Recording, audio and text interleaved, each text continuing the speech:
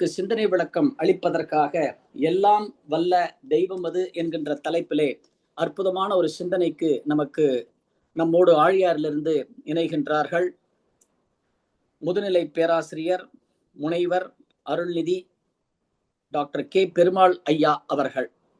ஐயா அவர்கள் கிட்டத்தட்ட 46 ஆண்டுகளாக மனவளக்கலையிலே தன்னை இணைத்துக் கொண்டு சிறப்பானது ஒரு குரு சேவை ஆற்றி வருகின்றார்கள். தமிழகம் மட்டுமல்லாது இந்தியா மற்றும் பல வெளிநாடுகளுக்கு சென்று ஐயா அவர்கள் மகரிஷியினுடைய கொள்கைகளை பரப்பி குரு சேவை சிறப்பாக ஆற்றி வருகிறார்கள். உலக சமுதாய சேவா சங்கத்தினுடைய விஷன் ஃபார் விஸ்டம் அகாடமியினுடைய இயக்குநராக ஐயா சிறப்பாக தொண்டாற்றி வருகின்றார்கள். பாரதியார் பல்கலைக்கழகம், பாரதிதாசன் பல்கலைக்கழகம், தஞ்சை பல்கலைக்கழகம் போன்ற பல பல்கலைக்கழகங்களிலே எம்ஃபில் பிஹெச்டி மாணவர்களுக்கு ஐயா அவர்கள் ஆய்வுக்கு உதவி செய்து வருகின்றார்கள். ஆராய்ச்சி மையத்துறை தலைவராகவும் ஆழியாறு ஐயா சிறப்பாக தொண்டாற்றி வருகின்றார்கள். கோவையில் உள்ள பெரியநாயக்கன் பாளையத்தில் உள்ள ஸ்ரீ ராமகிருஷ்ணா மிஷன் கலைக்கல்லூரியிலே முதல்வராக பணியாற்றி சிறப்பானதொரு பணியை அங்கே கொடுத்து ஓய்வு பெற்ற பெருமைக்கு உரியவர்கள். மேலும் உலக சமுதாய சேவா சங்கம் தோன்றிய காலத்தில் இருந்தே மகரிஷியோடு இணைந்து வேதாத்திரியத்தை உலகெங்கும் பரப்பிய பேராசிரியர்களே மிகவும் முக்கியமானவர். அந்த காலகட்டத்திலே மகரிஷியோடு இணைந்த ஒரு 7-8 பேராசிரியர்களிலே நம்முடைய ஐயா பெருமாள் ஐயா என்பவர் அவர்களும் அந்த நிலையில் இருந்தார்கள் அன்றைக்கே என்று சொல்லும் பொழுது நமக்கு மிகவும் பெருமையாக இருக்கிறது. இப்பேற்பட்ட சிறப்புகள் வாய்ந்த நம்முடைய முதுநிலை பேராசிரியர் முனைவர் டாக்டர் கே பெருமாள் ஐயா அவர்களை உங்களின் சார்பாக எல்லாம் வல்ல தெய்வம் அது என்கின்ற ஒரு அற்புதமான தலைப்பிலே நமக்கு நல்ல பல சிந்தனைகளை வழங்குமாறு அன்போடு கேட்டுக்கொள்கின்றோம். வாழ்க வளமுடன் ஐயா. வாழ்க வையகம், வாழ்க வையகம், வாழ்க வளமுடன். குரு வாழ்க, குருவே துணை. குரு வணக்கம். சிந்தையை அடக்கியே சும்மா இருக்கின்ற சீரறிய செய்த குருவே, அந்த நிலைதனில் அறிவு அசைவற்று இருக்க பெரும் ஆனந்தம் பொங்குதங்கே. இந்த பெரும் உலகமிசை எடுத்த பல பிறவிகளின் இறுதி பயனாகிய சந்ததமும் என்னை மறவாத சாந்த வாழ்வழித்தோய் என் சந்தோஷ செய்தியுவே. மதிப்பிற்கும் அன்பிற்கும் உரிய பேராசிரியர் பெருமக்களே, மனவளக்கலை சார்ந்த அருள்நிதியர்களே, அருட்செல்வர்களே, சகோதர சகோதரிகளே, இந்த நிகழ்ச்சியை கவனித்துக் கொண்டிருக்கும், உலகம் முழுவதும் கவனித்துக் கொண்டிருக்கும் பல்வேறு நிலையில் இருக்கக்கூடிய சகோதர சகோதரிகளே, இதனை சரியாக நிர்வகித்து ஒவ்வொரு நாளும் இந்த செய்திகளை வழங்கிக் கொண்டிருக்கக்கூடிய நம்முடைய ஐடி துறையை சார்ந்த இயக்குனர் மற்றும் பொறுப்பாளர்கள், இதனை ஒருங்கிணைத்துக் கொண்டிருக்கும் ஒருங்கிணைப்பாளர் அனைவருக்கும் எனது மனமார்ந்த வாழ்த்துக்களை, நன்றிகளை சொல்லி மகிழ்கிறேன். இன்று நாம் ஒரு நல்ல ஒரு தலைப்பு, அருட்தந்தை அவர்கள் அதை பற்றி நிறைய சொல்லியிருக்கிறார்கள். பல ஞானிகள், மகான்கள் அவர்களும் சொல்லியிருக்கிறார்கள். அந்த தெய்வம் என்பதை பற்றிய ஒரு கருத்து, எல்லாம் வல்ல தெய்வம் அது என்று மகிழ்ச்சி அவர்கள் ஒரு அற்புதமாக ஒரு பாடலை சொல்லியிருக்கிறார்கள். அதில் அந்த ஒரு பாடலிலேயே அவர்கள் 1000 செய்திகளை சொல்லியிருக்கிறார்கள். அதுபோன்று மகரிஷி அவர்கள் கடவுள் வாழ்த்து என்ற வகையில 3 பாடல்கள் சொல்லியிருக்கிறார்கள். ஒவ்வொன்றும் சிந்தனைக்கு ஒரு பெரிய ஒரு ஆழத்தை கொடுக்கக்கூடியது. சிந்திக்க சிந்திக்க சிந்திக்க நிறைய செய்திகள் நமது மனதிற்குள்ளாக இருந்து வர ஆரம்பிக்கும். ஆகவேதான் நம்முடைய இந்த வேதாந்திரிய கல்வியை, இதனை நாம் ஒரு உள்ளுணர்வு கல்வி என்று சொல்கின்றோம். அதாவது நாம் சிந்திக்க சிந்திக்க சிந்திக்க மனம் அமைதியாக அமைதியாக அந்த இறைநிலையோடு ஒன்றக்கூடிய அளவில் அந்த இறைநிலையுடைய அந்த எல்லா ரகசியங்களும் ஒவ்வொரு மனிதனுக்கும் அது தெளிவாக ஆரம்பிக்கும். அப்படி மகரிஷி அவர்கள் அந்த நிலையில் இருந்து தவத்தின் ஆழத்துக்கு சென்று பல கருத்துக்களை, இயற்கை ரகசியங்களை எல்லாம் தெரிந்து கொண்டு அதனை நமக்கு சுலபமான முறையிலே எல்லோரும் ஏற்றுக்கொள்ளக்கூடிய வகையிலே, இன்னொன்று எல்லோரும் நம்பக்கூடிய வகையிலேயும் அந்த கருத்துக்களை மகரிஷி அவர்கள் சொல்கிறார்கள். ஆகவே இன்று நாம் மகரிஷி அவர்கள் வழியில் நின்று அந்த கருத்தினை ஆராய்ச்சி செய்வோம். அதே போன்று இது சம்பந்தமாக மற்ற ஞானிகள், மகான்கள் அவர்கள் அது ஒட்டி சொல்லியிருக்கூடிய கருத்துக்களையும் நாம் கொஞ்சம் சிந்தனை செய்து பார்ப்போம்.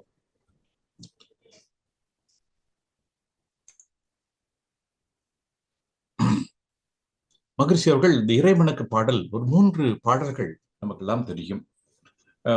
பொதுவாக நாம் ஒவ்வொரு தியானம் செய்கின்ற போதும் ஒரு 3 வகையான இறைவணக்க பாடல், அதில் ஏதாவது ஒரு பாடலை எடுத்துக்கொள்கிறோம்.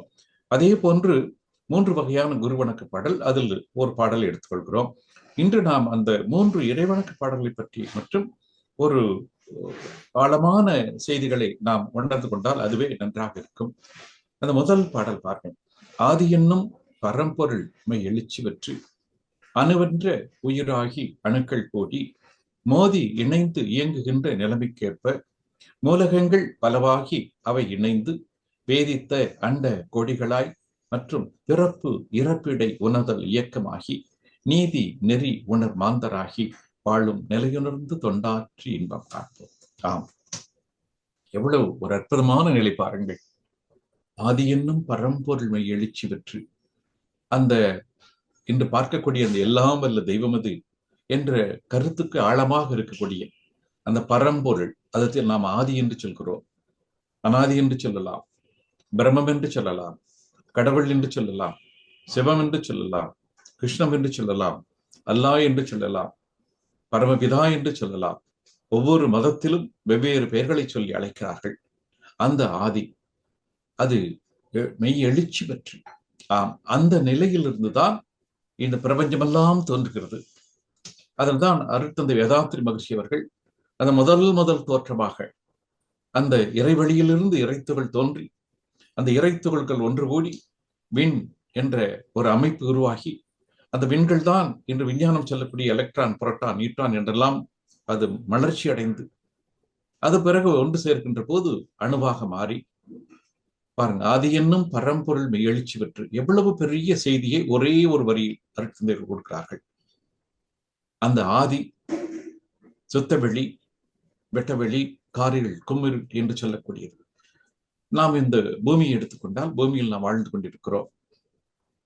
இந்த பூமியை பற்றி நமக்கு தெரியும். ஒரு 800 கோடி மக்கள் வாழ்ந்து கொண்டிருக்கிறோம். பல்வேறு உயிரினங்கள் வாழ்ந்து கொண்டிருக்கின்றன இந்த பூமியில். இந்த பூமி சூரிய மண்டலத்தின் ஒரு பகுதி. சூரிய மண்டலம் என்பது சூரிய நடுவில் இருக்கும், அதை சுற்றி மற்ற கிரகங்கள் எல்லாம் சுற்றி கொண்டிருக்கும். அதாவது முதல் வட்டப்பாதையிலே ஒரு 3 கோடி மைல் தள்ளி புதன், 2வது வட்டப்பாதையிலே ஒரு 6 கோடி மைல் தள்ளி சுக்கிரன், 3வது வட்டப்பாதையிலே தான் 9 கோடி மைல் தள்ளி நம்முடைய பூமி சுற்றி கொண்டிருக்கிறது. அடுத்து 4வது வட்டப்பாதையிலே ஒரு 14 கோடி மைல் தள்ளி செவ்வாய், அது சூரியனை சுற்றி வருகிறது. அடுத்ததாக 48 கோடி மைல் தள்ளி 5வது வட்டப்பாதையிலே குரு ஒரு பொன்னிறமான உருவத்தில் அது சுற்றி கொண்டிருக்கிறது. அதே போன்று 6வது வட்டப்பாதையில ஒரு 88 கோடி மைல் தள்ளி சனி சூரியனை சுற்றி வந்து கொண்டிருக்கிறது. அப்படியே நாம் சென்று கொண்டு சொன்னால் யுரேனஸ், நெப்டியூன், புளூட்டோ எல்லாம் நிறைய வரும். இதுதான் நம்முடைய சூரிய மண்டலத்தினுடைய ஒரு நிலைகள். இந்த சூரியனை தாண்டி சென்றால் இன்னும் நிறைய நட்சத்திரங்கள், ஒவ்வொரு நட்சத்திரமும் சூரியனை போன்றதுதான். அப்படி நமக்கு கொடான கோடி சூரியன்கள் இருக்கின்றன. இந்த கொடான கோடி சூரியன்கள் சேர்ந்த இந்த பகுதியை தான் நாம் பால்வெளி மண்டலம் என்று சொல்கின்றோம். இந்த பால்வெளி மண்டலம் 10,000 கோடி நட்சத்திரங்கள் உள்ளது. அதில் ஒரு நட்சத்திரம் தான் நம்முடைய சூரியன். ஆகவே நம்முடைய சூரிய மண்டலத்தில் வெளியே சென்றால் இந்த 10,000 கோடி நட்சத்திரங்களையும் நாம் காணலாம். அந்த 10,000 கோடி நட்சத்திரங்களையும் அதற்கும் தாண்டி நாம் செல்கின்ற போது இதே போன்ற மண்டலங்கள் நிறைய இருக்கின்றன. நமக்கு அடுத்து இருக்கக்கூடிய மண்டலத்தை அந்த ஆண்ட்ரோமேடா கேலக்சி என்று சொல்வார்கள். அதையும் தாண்டி சென்றால் இது போன்று இன்னும் கோடிக்கணக்கான மண்டலங்கள் இருக்கும். 1, 2 அல்ல, கோடிக்கணக்கான மண்டலங்கள் இருக்கும். அந்த கோடிக்கணக்கான மண்டலங்களையும் தாண்டி தாண்டி தாண்டி தாண்டி சென்றால் கடைசியாக அந்த சுத்தவெளி, வெட்டவெளி, காரிருள். அது ஏன் சுத்தவெளி என்று சொல்கிறோம்? அங்கே பஞ்சபூதங்கள் இல்லை, நிலம் இல்லை, நீர் இல்லை, நெருப்பு இல்லை, காற்று இல்லை, ஆகாசம் இல்லை, எந்த வகையான அணுக்களும் அங்கு இல்லை. அது சுத்தமாக இருக்கிறது. ஆகவே அது சுத்தவெளி என்று சொல்கிறோம். அது சுத்தவெளி, வெட்டவெளி, காரிருள், கும்மிருட்டு, பிரம்மம், ஆதி, அனாதி, கடவுள், தெய்வம் என்று பல நிலைகளில் சொல்கிறோம். அந்த ஒன்றைத்தான் இங்கே மகரிஷி அவர்கள் ஆதி என்னும் பரம்பொருள், அதற்கு முன்னாடி ஒன்று இல்லை. அதுதான் பரம் என்று சொன்னாலே அதற்கு முந்தைய நிலை என்று சொல்லக்கூடியது. ஆதி என்னும் பரம்பொருள் எழுச்சி பெற்று அங்கு இருக்கக்கூடிய அந்த சுத்தவெளியை பற்றி சொல்கின்ற போது அருட்தந்தையர்கள் சொல்வார்கள், அது ஒரு 4 தன்மைகளை உடையது. என்னென்ன 4 தன்மைகள்? வற்றாயிருப்பு, பேராற்றல், பேரறிவு, காலம் என்று சொல்லக்கூடிய 4 தன்மைகளை உடையது. எவ்வளவு எடுத்தாலும் குறையாத ஒன்று. ஒரு பெரிய ஆற்றல் அதற்குள்ளாக அடங்கிக் கொண்டிருக்கிறது. அந்த ஆற்றல் தான் தனக்குள்ளாகவே செயல்படுகின்ற போது அதை தன்னிருக்க சூழ்ந்தெழுத்தும் ஆற்றல் என்று மகரிஷி அவர்கள் சொல்கிறார்கள்.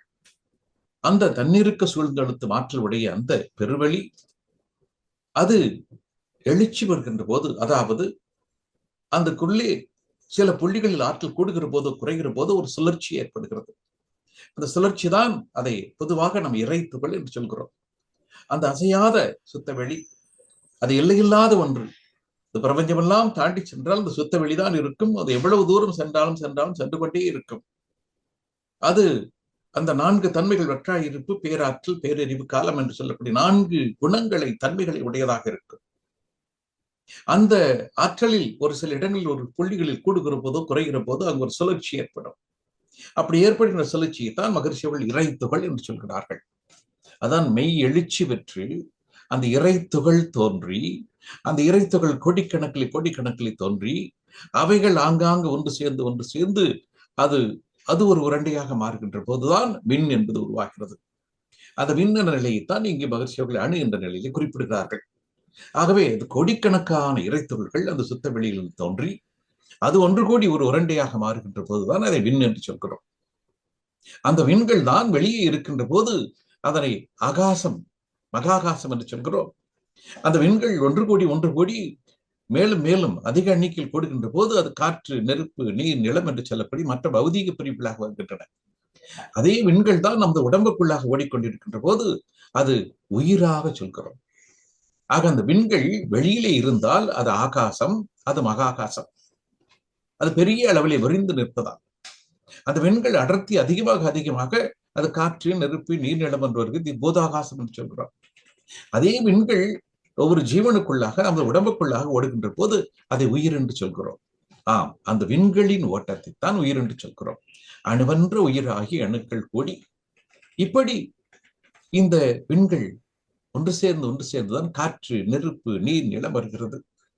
மோதி இணைந்து இயங்குகின்ற நிலைமைக்கேற்ப மூலகங்கள் பலவாகி அவை இணைந்து முதலில் தோன்றியது ஹைட்ரஜன் தோன்றியது. அதன் பிறகு மற்ற பல்வேறு வகையான வாயுக்கள் தோன்றி, அப்புறம் அதன் நெருப்பை கொடுக்கக்கூடிய வாயுக்கள் தோன்றி, அவை ஒன்று சேர்கின்ற போது திரவம் உருவாகி, அது மீண்டும் அடர்த்தி அதிகமாகின்ற போது அங்கே திடப்பொருள், கெட்டிப்பொருள் உருவாகி, இப்படி பல நிலையில் வருகிறது. மோதி இணைந்து இயங்குகின்ற நிலைமைக்கேற்ப மூலகங்கள் பலவாகி அவை இணைந்து வேதித்த அண்ட கோடிகளாய். இப்படித்தான் நாம் பார்க்கக்கூடிய இந்த அண்டம், இது பால்வெளி மண்டலம் என்று சொல்கிறோம். அதனை அடுத்து இருக்கக்கூடிய ஒன்றை அண்ட்ரோமேடா கேலக்சி என்று சொல்கிறோம். இப்படி கோடிக்கணக்கான அங்கே அண்டங்கள் இருக்கிறது. அவையெல்லாம் தாண்டி செல்கின்ற போதுதான் அது சுத்த வெளியாக இருக்கிறது. வேதித்த அண்ட கோடிகளாய் மற்றும் பிறப்பு இறப்பிடை உணர்ந்த இயக்கமாகி. பூமியிலே இந்த 5 வகையான பௌதிக பிரிவுகளும், அந்த 5 வகையான பௌதிக பிரிவுகளில் தோன்றுகின்ற காந்த அலைகள், 5 வகையான காந்த அலைகளும் அழுத்தம், ஒளி, சுவை, மனம் என்று சொல்லக்கூடிய 5 வகையான காந்த அலைகளும் அது ஒரு இணக்கமான முறையில் சேர்க்கின்ற போது அங்குதான் உயிரினம் உருவாகிறது. அப்படி முதலாக தாவரம் போன்ற உயிரினம் உருவாகி அது ஓரறிவு, 2 அறிவு, 3 அறிவு, 4 அறிவு, 5 அறிவு வந்து 6 அறிவுள்ள மனிதனாக வருகிறது. அந்த மனிதனாக வருகின்ற போதுதான் அந்த மனிதன் தான் அந்த இயற்கையின் முழு ரகசியத்தை அறிந்து கொள்ளக்கூடிய தன்மையை பெறுகிறார், அறிவாற்றலை பெறுகிறார். பிறப்பு இறப்பிடை உணர்தல் இயக்கமாகி நீதி நெறி உணர் மாந்தராகி. மற்றவையெல்லாம் மற்ற எல்லா ஜீவன்களுக்கும் பிறப்பு இருக்கும், இறப்பு இருக்கும், வாழ்க்கையில் இன்ப துன்பம் இருக்கும். அவற்றை உணரக்கூடிய உணர்வு உறுப்புகள் வரும். முதல் உணர்வு உறுப்பாக வரக்கூடியது தான் நாம் தாவரம் என்று சொல்கிறோம். அது தொடு உணர்வாக இருக்கிறது. அதன் பிறகு 2வது அறிவுள்ள புழுக்கள் தோன்றுகிறது. அதுக்கு தொடு உணர்வும் சுவை உணர்வும் உள்ள நாக்கு தோன்ற ஆரம்பிக்கிறது. அதனை அடுத்து 3வது அறிவு பூச்சிகள், வண்டுகள் எல்லாம் மூக்கு வாசனை வளர ஆரம்பிக்கும். அதனை அடுத்து 4வது அறிவு கண்கள் வெளிச்சத்தை உணர ஆரம்பிக்கும். அதனை அடுத்து 5வது அறிவு காதுகள், அது ஓசையை உணர ஆரம்பிக்கும். இப்படி ஒவ்வொன்றாக வந்து கடைசியிலே மனிதனாக வருகிறது. அந்த மனிதனாக வருகின்ற போதுதான் அங்குதான் அந்த நீதி நெறி உணர் மாந்தராகி மனிதருக்கு வருகின்ற போதுதான் நீதி நெறி என்பதெல்லாம் மனிதர் என்ற நிலையில்தான். மற்ற ஜீவன்கள் எல்லாம் இயற்கையின் வழிப்படிதான் சென்று கொண்டிருக்கும். இயற்கையை தாண்டி வாழ்வதற்கு அதற்கு தெரியாது.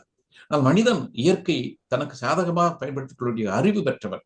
என மனிதனிடம் இருக்கக்கூடிய அறிவு அவன் முயற்சி செய்தால் அந்த பேரறிவு, அந்த தெய்வத்திற்கு என்ன அறிவு இருக்குதோ அந்த அறிவை தானும் உணர்ந்து அனுபவிக்க முடியும்.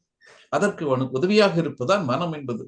பொதுவாக மனம் என்பதை ஒரு குரங்கு என்று சொல்வார்கள், அது மாறிக்கொண்டே இருப்பதால். அந்த மனம் என்பதுதான் தெய்வத்தின் ஒரு நிலை. அந்த மனம் அமைதி அடைகின்ற போது அது தெய்வமாகவே மாறிவிடுகிறது. அந்த அறிவு பேரறிவாக மாறிவிடுகிறது. அப்படி பேரறிவான நிலையிலே அவங்க செய்யக்கூடிய எல்லா காரியமும் அது நீதியாகத்தான் இருக்கு. ஆக நீதி தவறி சென்றால் அதற்குரிய துன்பத்தை அந்த மனிதன் அனுபவித்துத்தான் ஆக வேண்டும். நீதி நெறி உணர் மாந்தராகி வாழும் நிலை உணர்ந்து தொண்டாற்றி இன்பம் காண்போம். இந்த நிலையெல்லாம் தெரிகின்ற போது ஒவ்வொரு மனிதனுக்குள்ளும் அந்த தெய்வத்தன்மை இருப்பதை உணர்கின்றோம். ஒவ்வொரு பொருளுக்குள்ளும் அந்த தெய்வத்தன்மை இருப்பதை உணர்கின்றோம். ஆகவே எந்த ஒரு ஜீவனுக்கும் துன்பம் கொடுக்க கூடாது. எந்த ஒரு ஜீவன் துன்பப்பட்டால் ஓடி ஓடி உதவி செய்ய வேண்டும் என்று ஒரு அன்பும் கருணையும் தோன்ற ஆரம்பிக்கும். ஆகவே யாரெல்லாம் துன்பப்படுகிறார்களோ அவர்களுக்கு தொண்டு செய்வதுதான் அந்த இறை வழிபாடு என்ற ஒரு நம்பிக்கை வளர ஆரம்பிக்கும். அதுதான் உண்மையானது. இறை என்று சொன்னால் அது இறைந்து கிடக்கிறது, எல்லா இடத்திலும் நிரம்பி இருக்கிறது. அந்த இறையை எல்லா பொருளுக்குள்ளும் காணலாம், எல்லா ஜீவனுக்குள்ளும் காணலாம், எல்லா மனிதருக்குள்ளும் காணலாம். ஆகவே எந்தெந்த இடத்தில் எந்தெந்த ஜீவன்கள் துன்பத்தில் இருக்கிறதோ அந்த துன்பத்தை நீக்குவது ஒரு நல்ல நிலையில வாழக்கூடிய மனிதர்களுடைய ஒரு மாண்பு. அது இறைவன் கொடுத்த ஒரு புண்ணியம் செய்வதற்கான வாய்ப்புகள். ஆகவே அதை செய்கின்ற போதுதான், அந்த தொண்டு செய்கின்ற போதுதான் அந்த உண்மையான இன்பத்தை ஒரு மனிதன் அனுபவிக்க முடியும். எத்தனை மனிதர்களுடைய துன்பத்தை நீக்குவதற்கு நாம் உதவி செய்கிறோமோ அந்த அளவிற்கு நாம் இறைவனை நெருங்கிக் கொண்டிருக்கிறோம். பொதுவாக சொல்வார்கள், அதாவது நீ இறைவனை வணங்கினால், பக்தியோடு வணங்கினால், சிரத்தையோடு வணங்கினால் அந்த இறைவன் ஒருவேளை நீங்கள் பல ஆண்டுகள் கழித்து கூட அல்லது பல பிறவிகள் கழித்து கூட கண்டிப்பாக அந்த இறைவனை உங்களால் உணர முடியும், அடைய முடியும். ஆனால் அந்த இறைவன் உருவாக்கிய இந்த உயிரினங்கள், மனிதர்கள், அவர்களுக்கு தொண்டு செய்ய ஆரம்பித்தால் அந்த இறைவனே உங்களை தேடி வருவார். ஆக நாம் இறைவனை தேடி செல்ல வேண்டும் என்று சொன்னால் பக்தியின் மூலமாக, நமது பல வழிபாட்டின் மூலமாக அந்த இறை சிந்தனையில் இருந்து கொண்டு அந்த இறைவனை தேடி செல்லலாம். அந்த இறைவனே உங்களை தேடி வர வேண்டும் என்று சொன்னால் அந்த இறைவன் உருவாக்கிய இந்த பிரபஞ்சம், இங்க இருக்கக்கூடிய பூமி, அந்த உயிரினங்கள், மனிதர்கள், இவர்களுக்கு துன்பத்தை நீக்குவதற்கு ஓயாமல் உழைத்துக் கொண்டிருந்தால் அந்த இறைவன் உங்களை தேடி வருவார் என்று சொல்வார்கள். அந்த நிலைதான் அதை தொண்டு என்று சொல்கின்றோம். யாரெல்லாம் துன்பத்தில் இருக்கிறார்களோ அந்த துன்பத்தை நீக்குவதற்கு நாம் ஓடோடி சென்று செய்யக்கூடிய செயலைத்தான் தொண்டு என்று சொல்கிறோம். நீதி நெறி உணர் மாந்தராகி வாழும் நிலையுணர்ந்து தொண்டாற்றி இன்பம் காண்போம் என்று அருட்தந்தையவர்கள் இந்த இறைவணக்க பாடலில் இவ்வளவு பெரிய செய்தி, ஒவ்வொன்றிலும் பாருங்கள் எவ்வளவு செய்திகளை சொல்கிறார்கள். அந்த முதல் வரியை நம்ம எடுத்துட்டோம், ஆதி என்னும் பரம்பொருள் எழுச்சிவற்றாம். அங்கே அது சிவமாக எப்படி இருக்கிறது, அசையாத நிலையில் அது மௌனமாக எப்படி இருக்கிறது, அதன் பிறகு அணுவென்ற உயிராகி அணுக்கள் கூடி எப்படி உயிரினம் தோன்றியது. அடுத்த வரியில வருவார், அந்த சுத்த வெளியிலிருந்து எப்படி உயிரினம், அந்த விண்கள் எப்படி உருவாகின்றன, அந்த விண்கள் ஜீவன்களுக்குள்ளே எப்படி உயிரினமாக அழைக்கப்படுகிறது. அடுத்தது மோதி இணைந்து இயங்குகின்ற நிலைமைக்கேற்ப மூலகங்கள் பலவாகி, அந்த விண்கள் ஒன்று கூடித்தான் அது எலக்ட்ரான், புரோட்டான், நியூட்ரான் என்ற நிலைக்கு வந்து அணுவாக மாறி காற்று, நெருப்பு, நீர், நிலம் என்று வருகின்ற போது அது பல வகையான மூலகங்களாகிறது.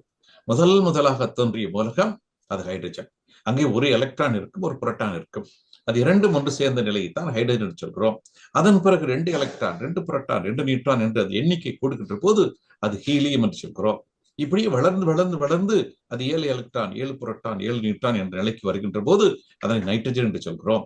இன்னும் கொஞ்சம் அதிகமாகி அது 8 எலக்ட்ரான், 8 புரோட்டான், 8 நியூட்ரான் வருகின்ற போது அதனை ஆக்சிஜன் என்று சொல்கின்றோம். இந்த ஹைட்ரஜனும் ஆக்சிஜன் ஒன்று சேர்கின்ற போது அது திரவம், நீராக வருகிறது. அது மறுபடியும் இன்னும் மேலும் அதிகமாகின்ற போது, கெட்டிப்படுகின்ற போது நிலமாக வருகிறது. இப்படி அந்த விண்கள் ஒன்று கூடுவதற்கேற்ப பல்வேறு வகையான மூலகங்கள், அதை எப்படி சொல்கிறாள் பாருங்க மகரிஷி, மோதி இணைந்து இயங்குகின்ற நிலைமைக்கேற்ப மூலகங்கள் பலவாகி அவை இணைந்து பேதித்த அண்ட கோடிகளாய். ஆம், நாம் இது பிரபஞ்சம் என்று சொல்கிறோமே. பிரபஞ்சம் என்றால் என்ன? பஞ்சம் என்று சொன்னால் 5, பிற என்று சொன்னால் இந்த 5 வகையான பௌதீக பிரிவுகள், நிலம், நீர், நெருப்பு, காற்று, ஆகாசம் என்று சொல்லக்கூடிய 5 வகையான பௌதீக பிரிவுகள்.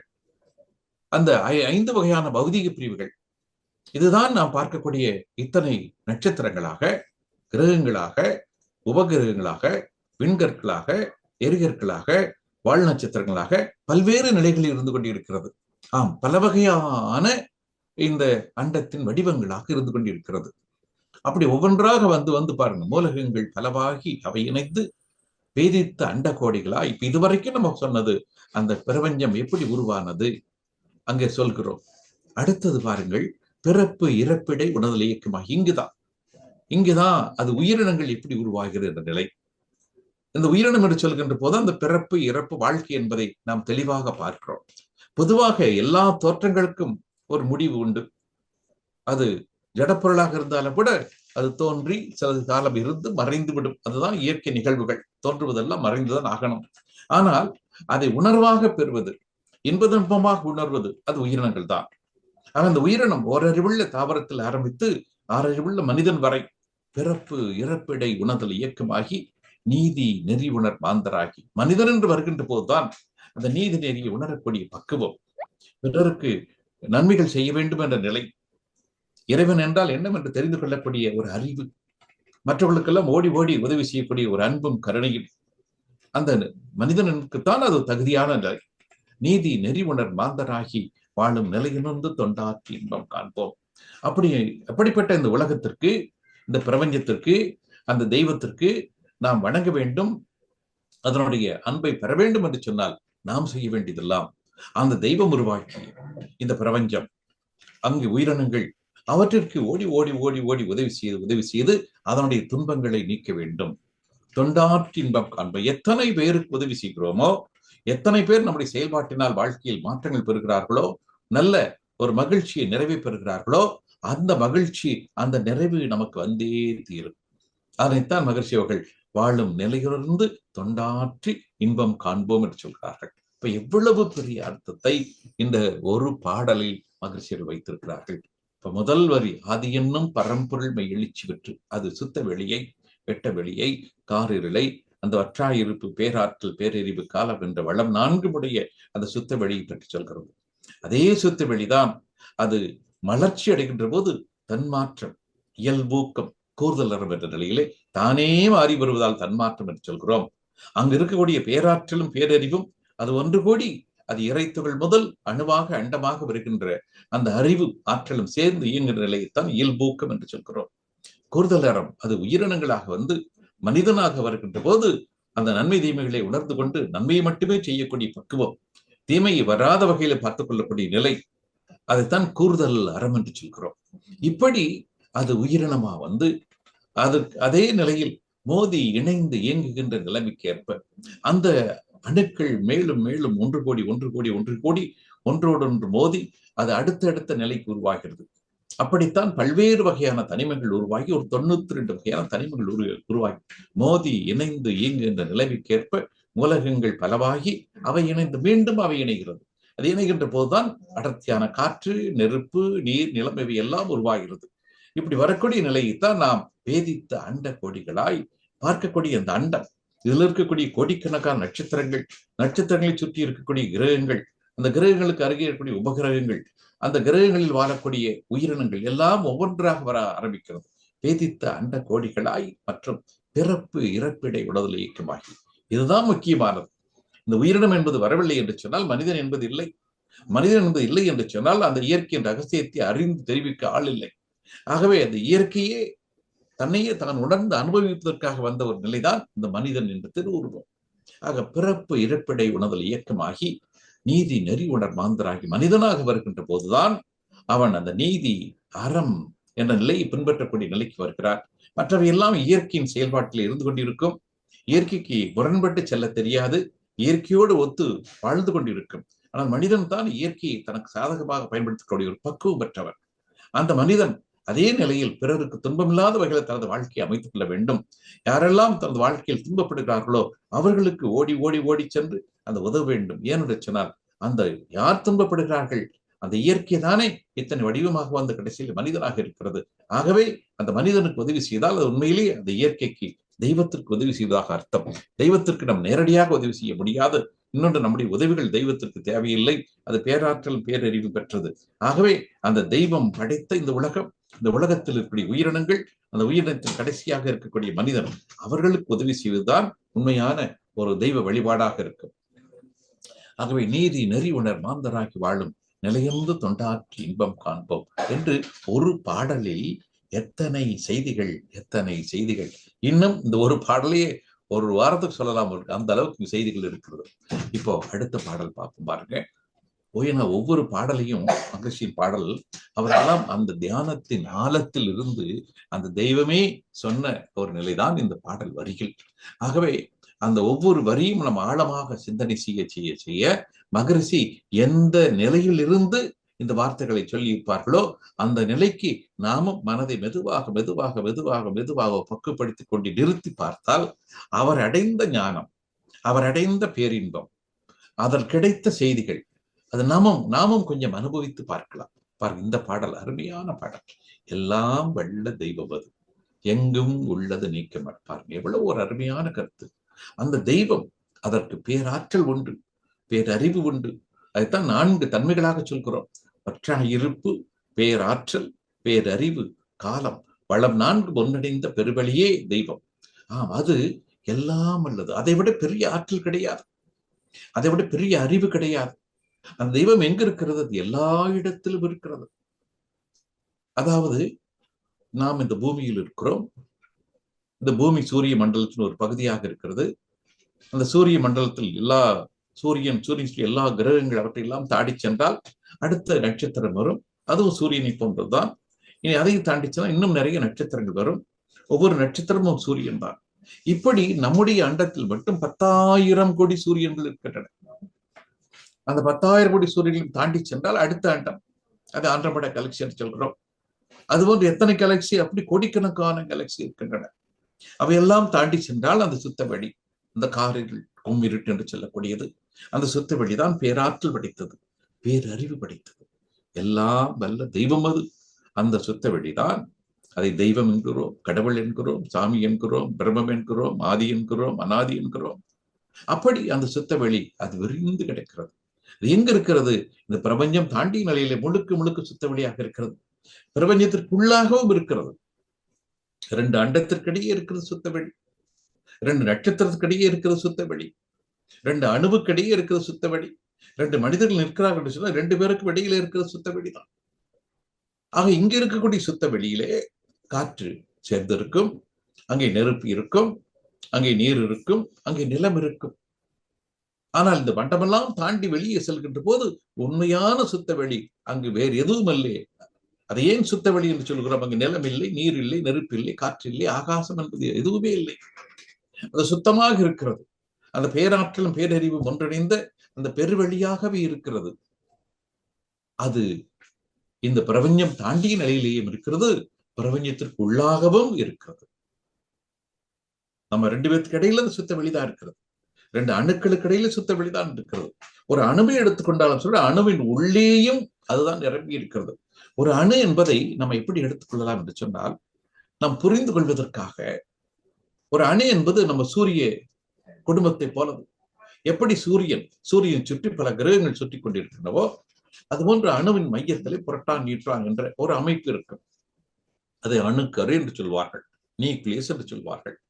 அதை சுற்றி எலக்ட்ரான்கள், முதல் வட்டப்பாதை, 2வது வட்டப்பாதை, 3, 4 என்று சொல்லி ஒவ்வொரு வட்டப்பாதையிலும் சில எலக்ட்ரான்கள் இருந்து கொண்டிருக்கும். அதே போன்றுதான் சூரியனை சுற்றி முதல் வட்டப்பாதை, 2, 3, 4, 5, 6 ஒவ்வொரு வட்டப்பாதையிலும் ஒரு கிரகங்கள் இருக்கிறது. புதன், சுக்கிரன், பூமி, செவ்வாய், குரு, சனி, யுரேனஸ், நெப்டின் என்று சொல்லி ஒவ்வொரு வட்டப்பாதையிலும் இது அமைந்திருக்கிறது. ஆகவே அது இந்த பிரபஞ்சம் தாண்டிய நிலையில் சுத்தவெளி இருக்கிறது. 2 அணுவுக்கு இடையிலே சுத்தவெளி இருக்கிறது, அணுவுக்குள்ளாகவும் சுத்தவெளி இருக்கிறது. அப்போ ஒரு அணு என்று எடுத்துக்கொண்டால் அது எப்படி ஒரு சூரிய மண்டலம் எவ்வளவு பெரிதாக இருக்கிறது, அது அந்த அணுவிற்குள்ளே அணுக்கரு இருக்கும். அதற்கடுத்து எலக்ட்ரான்கள் நிறைய சுற்றி கொண்டிருக்கும். எப்படி சூரியனை இருந்து 3 கோடி மைல் தள்ளி புதன், 6 கோடி மைல் தள்ளி சுக்கிரன், 9 கோடி மைல் தள்ளி பூமி, 14 கோடி மைல் தள்ளி செவ்வாய், 48 கோடி மைல் தள்ளி குரு, 88 கோடி மைல் தள்ளி சனி இப்படி இருக்கிறதோ அதே போன்ற எலக்ட்ரான்களும் தள்ளி தள்ளி தள்ளி இருக்கும். இந்த சூரியன் அளவுக்கு இருப்பதால் இது பெரிதாக இருக்கிறது. அந்த அணு என்பது மிகச் சிறியதாக இருப்பதால் அந்த மையத்திலிருந்து ஒவ்வொரு எலக்ட்ரானும் தள்ளி தள்ளித்தான் இருக்கும். அப்ப அந்த அணுக்கருவிலிருந்து ஒரு எலக்ட்ரான் கடையில ஒரு சுத்தவெளி இருக்கத்தான் செய்யும். ஒரு எலக்ட்ரானுக்கு இன்னொரு எலக்ட்ரான் கடையில சுத்தவெளி இருக்கத்தான் செய்யும். அணுவுக்குள்ளே ஒரு மொத்தமாக ஒரு அணுவை எடுத்துக்கொண்டால் அந்த அணுவுக்குள்ளே அந்த எலக்ட்ரான், புரோட்டான், நியூட்ரான் அது இருக்கக்கூடிய இடம் எவ்வளவு, அது இல்லாமல் சுத்த வெளியாக இருக்கக்கூடிய இடம் எவ்வளவு என்று பார்த்தால் 99% அங்கு இடமாகத்தான் இருக்கும், சுத்த வெளிதான் இருக்கும். அது 1%க்குள்ளதான் இந்த எலக்ட்ரான், புரோட்டான், நியூட்ரான் என்று சொல்லக்கூடிய இவையெல்லாம் கலந்திருக்கும். ஆகவே எங்கும் உள்ளது நீக்கப்பட அந்த தெய்வம், அந்த சுத்தவெளி, அந்த வெட்டவெளி, இந்த காரில் என்று சொல்லக்கூடியது அது எங்கும் உள்ளது. 2 அணுவுக்கு இடையிலே இருக்கிறது, அணுவுக்கு உள்ளாக இருக்கிறது. இன்னும் ஆழமாக சென்றால் அந்த அணு என்பது என்ன? விண்களின் கூட்டம் தான். எலக்ட்ரான், புரோட்டான், நியூட்ரான் இவைகளின் கூட்டம் தானே அந்த அணு என்பது. அதற்குள்ளே எலக்ட்ரானுக்குள்ள போனா அங்கே இதே மாதிரி நிலை, புரோட்டானுக்குள்ள போனா அங்கே இதே மாதிரி நிலை, நியூட்ரானுக்குள்ள போனா அங்கே இதே மாதிரி நிலை. அங்கு அது இறைத்துகளுக்கு கூட்டமாக இருக்கும். 2 இறைத்துகளுக்கு இடையிலே ஒரு கேப் இருக்கும். இறைத்துகள் என்ன ஆகும்? அது சுழல்கின்ற வரைதான் அதற்கு துகள் என்ற பெயர். சுழற்சி நின்றுகின்ற போது அது சுத்த வெளியாக மாறிவிடும். எங்கும் உள்ளது நீக்கமற சொல்லால் மட்டும் நம்பாதே. இது வார்த்தையா கேட்டு பிரயோஜனம் இல்லை, சுயமாய் சிந்தித்தே தெளிவாய். ஆம், இந்த நிலையை சிந்திக்க சிந்திக்க சிந்திக்க இந்த மனம் அடங்கி அடங்கி அடங்கி அந்த சுத்தவெளியோடு ஒன்றி இணைந்து விடும். எப்படி கடலிலே அலைகள் அடங்கினால் அது கடலாகவே மாறிவிடும். அலைகள் அசைந்தால் தானே, அது கடல் அசைந்தால் தானே மேலே அலைகள் என்று சொல்கிறோம். அலைகள் இல்லாத போது கடலாக மாறிவிடும் அல்லவா? அப்படி நாம் சிந்திக்க சிந்திக்க சிந்திக்க அதே பேரறிவாக மாறிவிடுவோம். சுயமாய் சிந்தித்தே தெளிவாய் வல்லாய் உடலில் இயக்கம் அவன். அந்த தெய்வம் எப்படி இருக்கிறது? அந்த தெய்வம் தான் இந்த உடம்பாக இருக்கிறது. இந்த உடம்புக்குள்ளே நிலமாக, நீராக, நெருப்பாக, காற்றாக இருக்கக்கூடிய எல்லாம் அந்த 5 வகையான பௌதீக பிரிவுகள் தான் இந்த உடம்புக்குள்ளே எலும்பாக, சதையாக, இரத்தமாக, உடம்புக்குள்ளே இருக்கிற வெப்ப ஓட்டமாக, காற்றோட்டமாக, உயிரோட்டமாக இருந்து கொண்டிருக்கிறது. ஆகவே இந்த உடம்புக்குள்ளே அதே சுத்த வெளிதான் இங்கே இயக்கமாக இருந்து கொண்டு வெள்ளாய் உடலில் இயக்கம் அவை. அப்ப இந்த உடம்புக்குள்ளாக எலும்பு, சதையாக இருக்கக்கூடியது, இரத்த ஓட்டமாக இருக்கக்கூடியது, வெப்ப ஓட்டமாக, காற்றோட்டமாக, உயிரோட்டமாக இருக்கக்கூடியது, இவையெல்லாம் அந்த சுத்த வெளிதான் இங்கே இயங்கிக் கொண்டிருக்கிறது. ரத்தம் ஓடுகிறது, வெப்பம் ஓடுகிறது, காற்று ஓடுகிறது, உயிர் ஓடுகிறது, அதனால் ஜீவகாந்தம் உருவாகிறது, எல்லாம் இயங்கிக் கொண்டிருக்கிறது.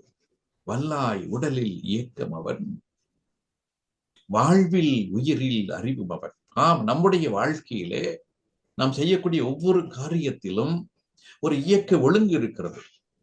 நாம் செய்கின்ற ஒவ்வொரு காரியமும் பிறருக்கு நன்மை செய்யக்கூடியதாக இருந்தால் நமக்கு நன்மைகள் தானாக தேடி வரும்.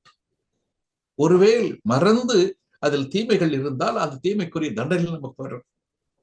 நம்முடைய வாழ்வில் எத்தனையோ நன்மை தீமைகள் இருக்கின்றன, அதற்கேற்ப அனுபவித்துக் கொண்டிருக்கிறோம். உயிரில் அறிவும் அவன். ஆம், நமது உடம்புக்குள்ளாக இருக்கக்கூடிய அந்த உயிர், அந்த உயிருக்குள்ளாக அதே தெய்வ நிலைதான் அங்கே அறிவாக இருந்து கொண்டிருக்கிறது. அந்த உயிரில் இருந்துதான் ஜீவகாந்த ஆற்றல் உருவாகிறது. அந்த ஜீவகாந்தம் என்பதுதான் நம்முடைய புலன்கள் வழியாக வருகின்ற போது மனமாக இருக்கிறது. அந்த மனம் அமைதி அடைகின்ற போது அறிவாக மாறுகிறது. ஆகவே வாழ்வில் உயிரில் அறிவும் அவர். எவ்வளவு பெரிய வார்த்தைகள் பாருங்கள். நம்முடைய வாழ்க்கையில் உள்ள ஒவ்வொரு அசைவுகளும், நாம் அனுபவிக்கூடிய ஒவ்வொரு இன்ப துன்பங்களிலும், நம்முடைய எண்ணம், சொல், செயல் அத்தனையிலும் அது அறிவாக இருக்கிறது. அது நன்மையை நோக்கி இருந்தால் அந்த செயல் அறிவாக மாறு. நன்மையை கொடுக்க, நமக்கு புண்ணியத்தை சேர்க்கிறது, நன்மையை கொடுக்கிறது.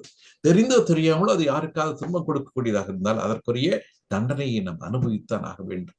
வாழ்வில் உயிரில் அறிவும் அவன். அடுத்து ஒன்று அற்புதமா சொல்றாரு பாருங்க மகரிஷி. கல்லார் கற்றார் செயல் விளைவாய் காணும் இன்ப துன்பம். அருமையான வார்த்தைகள் பாரு. படிச்சவங்களா இருக்கலாம், படிக்காதவங்களா இருக்கலாம். ஆனா நல்லதை செஞ்சா அவங்களுக்கு புண்ணியம் கிடைக்கும், அதுக்குரிய நன்மைகள் கிடைக்கும், வாழ்க்கையில மகிழ்ச்சி, ஆனந்தம், மனநிறைவு எல்லாம் கிடைக்கும். ஒருவேளை அவர்கள் ஏதாவது தெரிந்தோ தெரியாமலோ மனம் போன போக்கிலே சென்று அங்கு ஒரு துன்பம், பிறருக்கு துன்பம் தரக்கூடிய செயல்களை செய்தால் அதற்குரிய தண்டனையை அவர்கள் அனுபவித்தே ஆக வேண்டும். அவர்கள் படித்தவளாக இருந்தாலும் சரி, படிக்காதவர்களாக இருந்தாலும் சரி, அறிவுள்ளவர்களாக இருந்தாலும் சரி, அறிவுள்ளாதவர்களாக இருந்தாலும் சரி, அவர்கள் எப்படி செயல் செய்கிறார்களோ அந்த செயல் எத்தனை பேருக்கு நன்மையை தருகிறதோ, எத்தனை பேருக்கு தீமையை தருகிறதோ அதற்குரிய விளைவை அனுபவித்தே ஆக வேண்டும். இதைத்தான் செயல் விளைவு தத்துவம் என்று மகிழ்ச்சி அவர்கள் இன்னும் ஒரு இடத்துல தெளிவாக விளக்கிறார்கள். கல்லார் கற்றார் செயல் விளைவாய் காணும் இன்ப துன்பமான். ஆம், என்னுடைய வாழ்க்கையில் நான் மகிழ்ச்சியாக இருக்கிறேன். அப்ப நான் செய்த செயல்கள், தெரிந்தோ தெரியாமலோ நான் செய்த நல்ல செயல்கள், எனது அப்பா அம்மா செய்த நல்ல செயல்கள், எனது தாத்தா பாட்டி செய்த நல்ல செயல்கள், எனது ஆன்மா தொடர்ந்து வருகிறது. இந்த உடம்பு தானே மாறிக்கொண்டே இருக்கிறது, அந்த ஆன்மா தொடர்ந்து வருகிறது. அப்போ எப்பொழுது முதல் உயிரினம் தோன்றியதோ அதிலிருந்து அந்த ஆன்மா என்பதைத்தான் அருட்தந்தையர்கள் கருமையம் என்று சொல்கிறார்கள். அந்த கருமையம் அது தாவரத்திலிருந்து புழுவுக்கு வந்து, அந்த புழுவிலிருந்து பூச்சிகளுக்கு வந்து, அந்த பூச்சிகளிலிருந்து ஊர்வன போன்ற விலங்குகளுக்கு வந்து, அதிலிருந்து ஐந்தறிவுடைய விலங்குகள் பறவைகள் என்ற நிலையில் வந்து கடைசியில் 6வது அறிவுள்ள மனிதனாக வருகிறது. ஒரு கருமையம், ஒரு தொடர்ச்சி இருக்கிறது. அந்த ஆன்மாவுக்கு ஒரு தொடர்ச்சி இருக்கிறது. பல ஆயிரம் உடல்கள் மாறி இருக்கலாம், அந்த ஆன்மா என்பது தொடர்ந்து வந்து கொண்டிருக்கிறது. அந்த ஆன்மாவிலே நாம் இதுவரை செய்த செயல்கள் எல்லாம் அங்கு பதிந்து இருக்கின்றன. அதற்கேற்ப நமக்கு விளைவுகள் வந்து கொண்டுதான் இருக்கும். ஆக நாம் இன்று ஒரு இன்பமான வாழ்க்கை, மகிழ்ச்சியான வாழ்க்கை, நிறைவான வாழ்க்கை வாழ்கிறோம் என்று சொன்னால் நாம் ஏற்கனவே செய்த செயல்களின் விளைவாக அது கிடைத்திருக்கிறது. அதே போன்று வாழ்க்கையில் ஆங்காங்கு துன்பம் வருகிறது, தாங்க முடியாத துன்பம், தவிர்க்க முடியாத துன்பம், என்ன செய்வதுன்னு தெரியாமல் முழித்துக் கொண்டிருக்கிற துன்பம். இன்று எத்தனையோ மக்கள் அந்த துன்பத்தில் மாட்டிக்கொண்டு முழித்துக் கொண்டிருக்கிறார்கள். ஏன்? யார் காரணம்? அவர்கள்தான் காரணம். தெரிந்தோ தெரியாமல் நான் செய்த செயல்கள் தான் காரணம். அது இந்த பிறவியில செய்திருக்கலாம், போன பிறவியில் செய்திருக்கலாம், பல 100 பிறவிக்கு முன்னர் கூட செய்திருக்கலாம். ஆனால் கண்டிப்பாக அந்த ஆன்மாவின் தொடர்ச்சியாகத்தான் நாம் வந்து கொண்டிருக்கிறோம். ஆகவே நாம் தெரிந்து செய்தாலும் சரி, தெரியாமல் செய்தாலும் சரி, செய்த செயலுக்கு விளைவாக இறைவன் வந்து கொண்டிருக்கிறார். ஆம், செயலிலே விளைவாக தெய்வம் இருக்கிறது, அதை மாற்ற முடியாது. ஆக தெரிந்தோ தெரியாமலோ நல்லதை மட்டுமே செய்து வந்தால் நமக்கு விளைவுகள் நல்லதாக இருக்கும், மகிழ்ச்சி இருக்கும், மனநிறைவு இருக்கும், ஆனந்தம் இருக்கும். மனம் போன போக்களை வாழ்கின்ற போது, நாம் தவறுகளை செய்கின்ற போது அதுக்குரிய தண்டனையும் பெற்றுத்தான் ஆக வேண்டும். கல்லார் கற்றார் செயல் விளைவாய் காணும் இன்ப துன்பம் அவர்.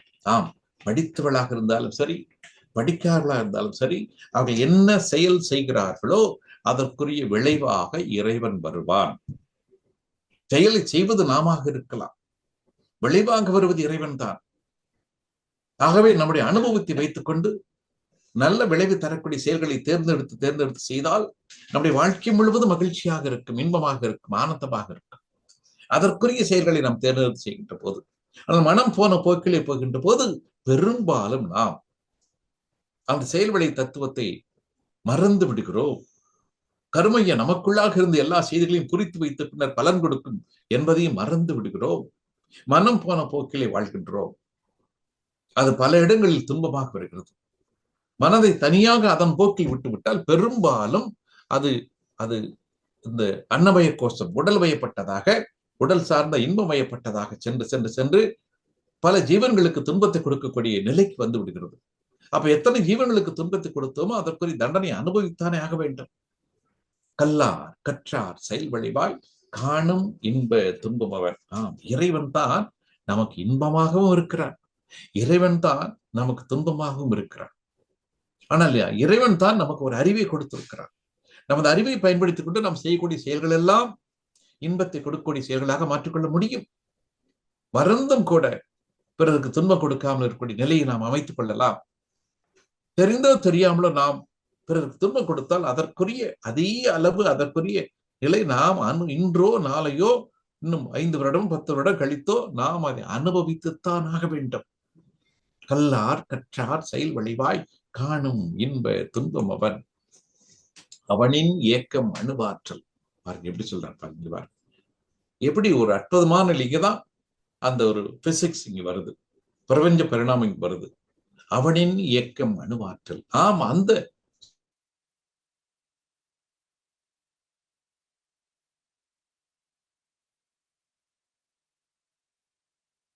சுத்தங்கள் தன்னைத்தான் இருக்குகின்ற போது தன்னிருக்க சூழ்ந்தெழுத்து ஆற்றல் சொல்கிறோம். அப்பொழுதுதான் அந்த இறைத்துகள் தோன்றுகிறது. அந்த இறைத்துகள் ஒன்று கூடி விண் தோன்றுகிறது. அந்த விண்கள் ஒன்று கூடி அணு தோன்றுகிறது. அவனின் இயக்கம் அணுவாற்றல், அணுவின் கூட்டு பக்குவம்.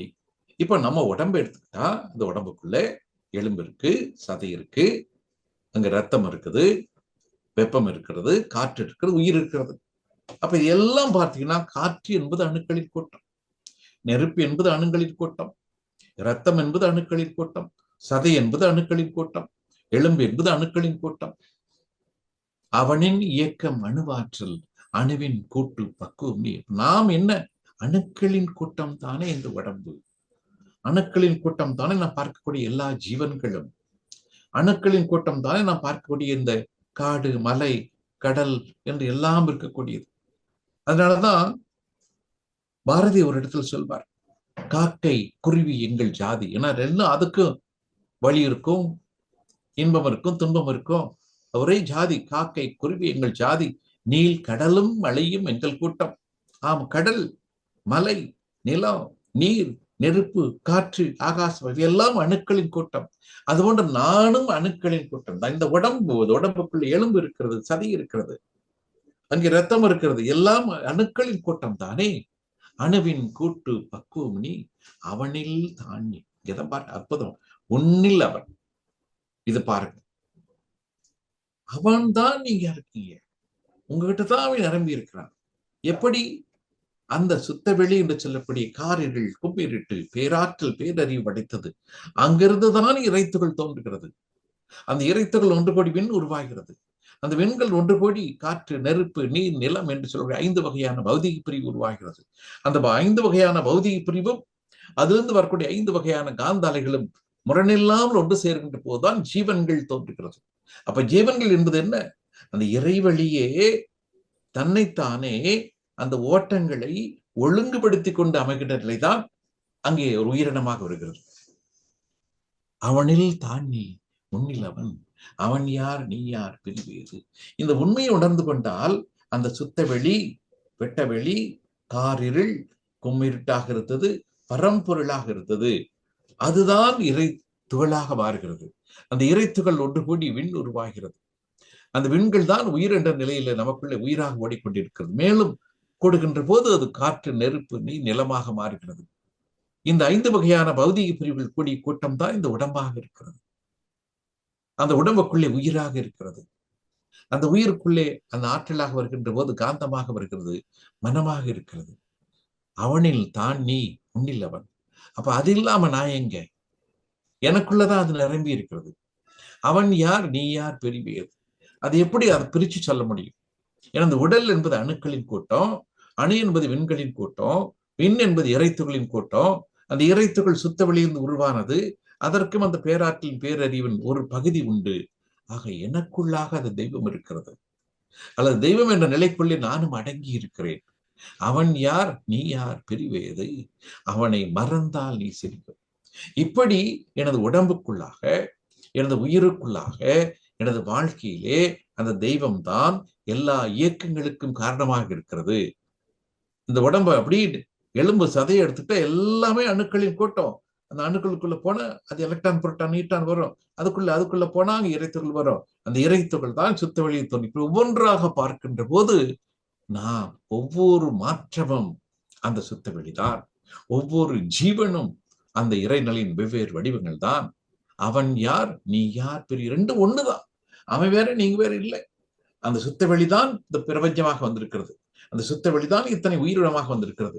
அந்த சுத்த வெளிதான் நானாக இருக்கிறேன், நீங்களாக இருக்கிறீர்கள், பார்க்கக்கூடியவர்களாகவும் பார்க்கப்படுபவர்களாகவும் இருந்து கொண்டிருக்கிறோம். அவனை மறந்தால் நீ சிறியோ. அப்படிப்பட்ட நிலையை உணராமல் ஏதோ தன்னுடைய பசி, தன்னுடைய உணர்வுகள், தனக்கு வேண்டிய சொத்து, பொருள், புகழ், அதிகாரம் என்ற நிலையில் ஓடிக்கொண்டிருக்கிறோம். அப்படி போனா சிறியோன், அதுதான் வாழ்க்கையை துன்பப்படுகிறோம். அவனை மறந்தால் நீ சிறியோன். அந்த தெய்வம் எங்கோ இருக்குது, அதுக்கு நமக்கு சம்பந்தம் இல்லை என்று சொல்லி நம்முடைய மனம் போன போக்கிலே தவறுகள் செய்து கொண்டிருந்தால் அதற்குரிய தண்டனையை பட்டியலிட்டு இறைவன் கொடுப்பான். அவனை மறந்தால் நீ சரியோ, அவனை அறிந்தால் நீ பெரியோ. இங்கதான் ஒரு விழிப்பினுடைய அந்த தெய்வம் தான் அது பல்வேறு மாற்றங்களை அடைந்து கடைசியில் மனிதனாக வந்திருக்கிறது. அது எனக்குள்ளாக அந்த தெய்வத்தன்மை நிரம்பி இருக்கிறது. ஆகவே உண்மையிலே தெய்வத்தை நான் வணங்க வேண்டும் என்று சொன்னால் அந்த தெய்வம் உருவாக்கி இந்த பிரபஞ்சத்தை வணங்க வேண்டும். பிரபஞ்சத்திற்குரிய ஒவ்வொரு பொருளையும் நாம் வணங்க வேண்டும். எந்த ஒரு ஜீவனுக்கு துன்பம் கொடுக்க கூடாது. குறிப்பாக மனிதனுக்கு எந்த வகையிலும் நம்முடைய எந்த செயல்பாடுகளும் துன்பத்தை அளிக்கக்கூடாது. அப்படி அதை உணர்ந்து விட்டால் நீங்க தான் பெரியவர்கள். அவனை அறிந்தால் நீ பெரியோ, அவன் நீ ஒன்றாய் அறிந்திடம். சுத்தவெளி வேற இல்லை, நான் வேற இல்லை. சுத்தவெளி வேற இல்லை, நீங்க வேற இல்லை. சுத்தவெளி வேற இல்லை, வேற எல்லா பொருளும் அந்த சுத்தவெளியில் தோன்றியது. எல்லா ஜீவன்களும் அங்கிருந்து தோன்றியது. ஒருவேளை இந்த ஜீவன்கள் அது உயிர் விடுகின்ற பட்சத்தில் மீண்டும் அந்த ஆன்மா சுத்தவெளியோடு சென்று கலக்கக்கூடியதுதான். அதே போன்று ஒவ்வொரு மனிதனுடைய ஆன்மாவும் அந்த சுத்தவெளியை நோக்கிய பயணத்தில் தான் இருந்து கொண்டிருக்கின்றன. ஆங்காங்கு சில பிறவிகளில் சில தேக்கங்கள் ஏற்படலாம், ஆனால் கடைசியாக அது இறைவனை நோக்கித்தான் நகர்ந்து கொண்டிருக்கிறது. இந்த உண்மையை உணர்ந்து கொண்டால் அந்த அறிவு எப்படி இருக்கும்? அது பேரறிவாக இருக்கும். அது முழுமை. அறிவு முழுமை, அது முக்தி. ஆம், அந்த முக்தி என்று சொல்வது ஒரு முழுமையான அறிவு, ஒரு தெளிந்த அறிவு. அந்த அறிவின் முழுமை பக்குவம், அறிவு முழுமை, அது முக்தி. அவன் நீ ஒன்றாய் அறிந்த இடம், அறிவு முழுமை, அது முக்தி. பாருங்க, ஒரு பாடல்ல மகரிஷி அவர்கள் எவ்வளவு கருத்தை சொல்லியிருக்கிறார்கள். மகரிஷி சொன்ன கருத்து நான் புரிஞ்சுக்கிட்டதுல ஒரு சிலது மட்டும் சொல்றேன். இன்னும் இந்த ஒரு கவியை நம்ம எடுத்துக்கிட்டே ஒரு வாரம் பேசிக்கிட்டே இருக்கலாம். அவ்வளவு செய்திகளை மகரிஷிகள் சொல்லி இருக்கிறார்கள். என்று சொன்னால் இந்த கவி சாதாரணமாக வந்ததல்ல. அவர் தெய்வமாகவே மாறி அந்த தெய்வத்தின் அந்த ஆற்றலையும் அந்த அறிவையும் தனக்குள்ளாக தோன்ற வைத்து அதை எழுத்து வடிவிலே கவிகளாக கொடுத்திருக்கிறார்கள். எவ்வளவு அற்புதமான நிலை பாருங்கள். எல்லாம் வல்ல தெய்வம் அது, எங்கும் உள்ளது நீக்கமற, சொல்லால் மற்றும் நம்பாதே, சுயமாய் சிந்தித்தே தெளிவாய். ஆம், இதனை சிந்திப்பதற்கு கிடைத்ததுதான் இந்த வாழ்க்கை, இந்த பிறவி. அந்த தெய்வத்தை பற்றிய சிந்தனை, அந்த பேராற்றலையும் பேரறியும் உணர்ந்து அனுபவிக்க அந்த மகிழ்ச்சி, அதைத்தான் பேரின்பம் என்று சொல்கிறோம். அந்த நிலையை அனுபவித்து கிடைத்ததான் இந்த வாழ்க்கை. சொல்லால் மட்டும் நம்பாதே, சுயமாய் சிந்தித்தே தெளிவாய், வல்லாய் உடலில் இயக்கம் அவன்.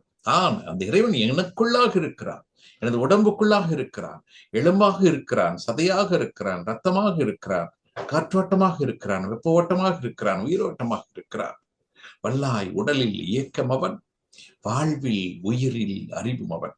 என்னுடைய வாழ்க்கையில் மகிழ்ச்சியாக இருக்கிறேனா, நான் செய்த செயல்கள். என்னுடைய வாழ்க்கையில் நான் துன்பப்படுகிறேனா, அதுவும் நான் செய்த செயல்கள். எல்லா பதிவுகளும் என்னுடைய உயிரிலே இருக்கிறது. அந்த உயிரில் இருந்தால் அது மனமாக வெளிப்படுகிறது. அந்த மனம் அமைதி அடைகின்ற போதுதான் அறிவாக மாறுகிறது. வாழ்வில் உயிரில் அறிவும் அவன், கல்லார் கற்றார் செயல்விளைவாய். அறிவிலே உயர்ந்தவர்கள், அறிவிலே குறைந்தவர்கள், யார் எந்த நிலையில் இருந்தாலும் சரி, அவர்கள் நல்லவர்களாக இருக்க வேண்டும், நல்லதை செய்ய வேண்டும். எண்ணம், சொல், செயல் அனைத்திலும் நன்மைகளே இருக்க வேண்டும். அப்படி இருந்தால் அவருடைய வாழ்க்கையில மகிழ்ச்சி, ஆனந்தம் என்பது இருக்கும். இல்லை, அது பிறருக்கு துன்பம் கொடுக்கக்கூடிய வகையில் அவர் செயல்பாடுகள் இருந்தால் அதற்குரிய தண்டனையை அனுபவித்தே ஆக வேண்டும். கல்லார் கற்றார் செயல்விளைவாய், காணும் இன்ப துன்பம் அவன், அவனின் இயக்கம் அணுவாற்றல், அணுவின் கூட்டு பக்குவம் நீ, அவனில் தாண்டி உன்னில் அவன், அவன் யார் நீ யார் பிரிவேது, அவனை மறந்தால் நீ செய்யும்.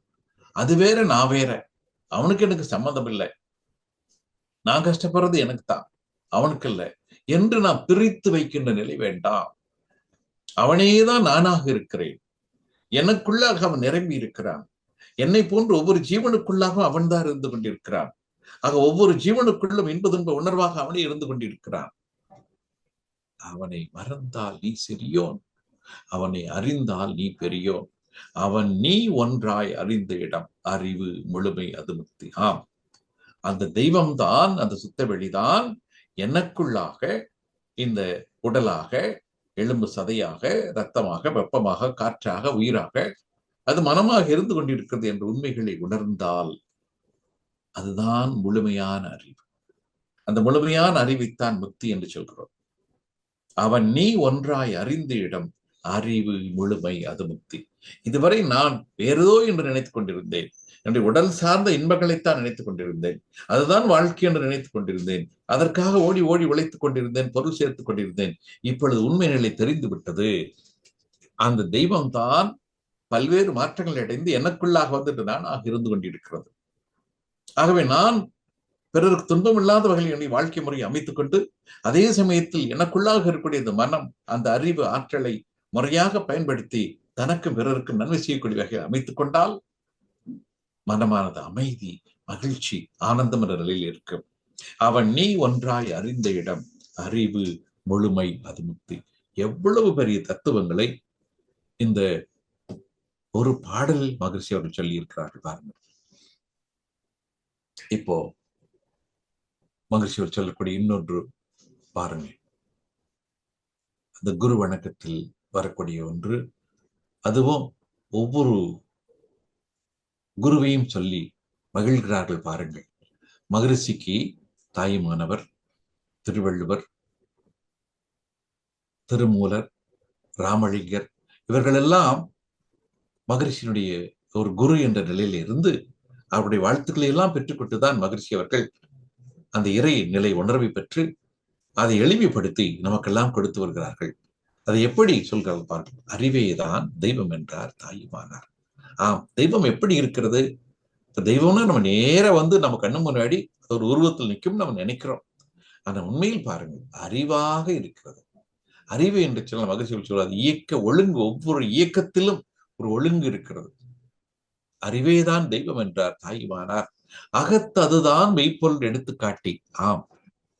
உண்மையான பொருள் அந்த மனதிற்கு, அடிமனதிற்கு தோன்றக்கூடியது. அகத்ததுதான் மெய்ப்பொருள் எடுத்துக்காட்டி அறிவதனை அறிவித்தார் திருவள்ளுவர்.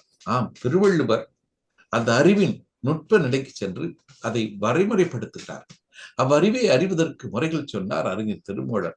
திருமூலர் 3000 கவிதைகள் கிட்டத்தட்ட 2500 ஆண்டுகளுக்கு முன்னரே அந்த திருமந்திரம் வெளியிடப்பட்டிருக்கிறது. ஒரு அற்புதமான புத்தகம். தமிழிலே எல்லா செய்திகளையும் சொல்லக்கூடியது, யோக நிலைகளை சொல்லக்கூடிய ஒரு அருமையான புத்தகம். அகத்ததுதான் மெய்ப்பொருள் எடுத்துக்காட்டி திருவள்ளுவர், அதாவது திருவள்ளுவர் 1330 குறள். அந்த 1330 குறளில் எத்தனை செய்திகளை திருவள்ளுவர் சொல்லி இருக்கிறார்கள் பாருங்கள். எத்தனை ஒரு அறிவு படைத்த மகானவர்கள். ஒவ்வொரு குறளிலும் 7 வார்த்தைகள். அந்த 7 வார்த்தைகளுக்குள்ளாக எத்தனை அற்புதங்கள். அகத்ததுதான் மெய்ப்பொருள் எடுத்துக்காட்டி அறிவதனை அறிவித்தார் திருவள்ளுவர். அவ்வறிவனை அறிவதற்கு முறைகள் சொன்னார் அறிஞர் திருமூலர். அந்த திருமூலர் அந்த அறிவை அறிவதற்கான முறைகளை சொல்கிறார். அவசியம் ஒவ்வொருவரும் இந்த 4 பேரின் தத்துவங்களையும் தெரிந்து கொள்ள, இந்த 4 பேர் எழுதிய எல்லா கவிதைகளையும் ஒரு படிக்கக்கூடிய வாய்ப்பு கிடைத்தால் உண்மையிலே அது பிறவி பேராக இருக்கும். அறிவதற்கு முறைகள் சொன்னார் அறிஞர் திருமூலர். அவ்வறிவில் ஆழ்ந்து ஆனந்த கவியாத்தார் ராமலிங்கம். வள்ளலார், வள்ளல் பெருமானார். அருட்பெருஞ்சோதி அருட்பெருஞ்சோதி தனிப்பெரும் கருணை அருட்பெருஞ்சோதி என்று சொன்னாரே வள்ளல் பெருமாள். அந்த வள்ளல் பெருமாள் அந்த அறிவிலே ஆழ்ந்து ஒரு ஆனந்தத்தில் நிறைய கவிதைகள், வள்ளல் பெருமாள் நிறைய செய்திகளை சொல்லி இருக்கிறார்கள். அதிலும் அந்த அகவல் பாராயணத்தில் பல விஞ்ஞான நுட்பங்களை எல்லாம் அவர்கள் சொல்லி இருக்கிறார்கள். இந்த பிரபஞ்சம் எப்படி உருவானது, உயிரினங்கள் எப்படி உருவானது, எல்லாவற்றையும் மகிழ்ச்சி சொல்லக்கூடிய எல்லா செய்திகளையும் அன்று அவர்கள் தனக்கே உரிய பாணியில் சொல்லி இருக்கிறார்கள். ஆனால் அன்று அவரை முழுமையாக எல்லா மக்களும் ஏற்றுக்கொள்ளவில்லை. ஒரு வருத்தத்தோடு தான் அவர்கள் கடைவரித்தேன் கொள்வாரில்லை கட்டிவிட்டேன் என்ற நிலையில் சொல்வார்கள். ஆனால் அவர்கள் அந்த நிலைக்கு சொன்னாலும் கூட அந்த கடையை மறுபடியும் திறந்து மக்களுக்கெல்லாம் பயன்படக்கூடிய வகையில் வைத்தவர்தான் அருட்தந்தை வேதாந்தி மகிழ்ச்சி அவர்கள். எந்த இடத்திலே வள்ளலார் என்று விட்டு சென்றாரோ அந்த இடத்திலிருந்து தொடர்ந்து நடத்தித்தான் என்று உலக மக்களுக்கு இவ்வளவு பெரிய ஒரு செய்தியை மகிழ்ச்சியர்கள் கொடுத்திருக்கிறார்கள். அறிவில் அறிவாய் நிலைத்து அறம் வகுத்தோர் அதை வாழ்ந்து காட்டினோர் நினைவுக்கோர். எவ்வளவு பெரிய செய்திகள் பாரு. அறிவுதான் முக்கியம். அந்த அறிவை எப்படி அறிவின் மூலமாகத்தான் அறிவை தெரிந்து கொள்ளணும். அறிவில் அறிவாய் நிலைத்து அறம் வகுத்தோர். அந்த அறிவில் அறிவாய் நிலைத்து விட்டால் எப்படி அவருடைய எண்ணம் சொல் செயல் எல்லாம் அது இயற்கைக்கு உகந்ததாக இருக்கும். அற வழியில் தான் இருக்கும். தர்மம் என்பவருடைய வாழ்க்கையாக மாறிவிடும். அதை வாழ்ந்து காட்டினோர் நினைவு கூறுவோம் என்று அந்த ஞானத்தின் தெளிவில் கிடைத்த அந்த வாழ்க்கை முறையை மகர்ஷி வெள்ளம் கருமையாக சொல்கிறார்கள். இதை ஒவ்வொரு ஞானியும் எப்படி சொல்கிறார் பாருங்கள். அதை தாயுமானவர் எந்த நிலையில அற்புதமாக விளக்கிறார்கள் பாருங்கள். அதாவது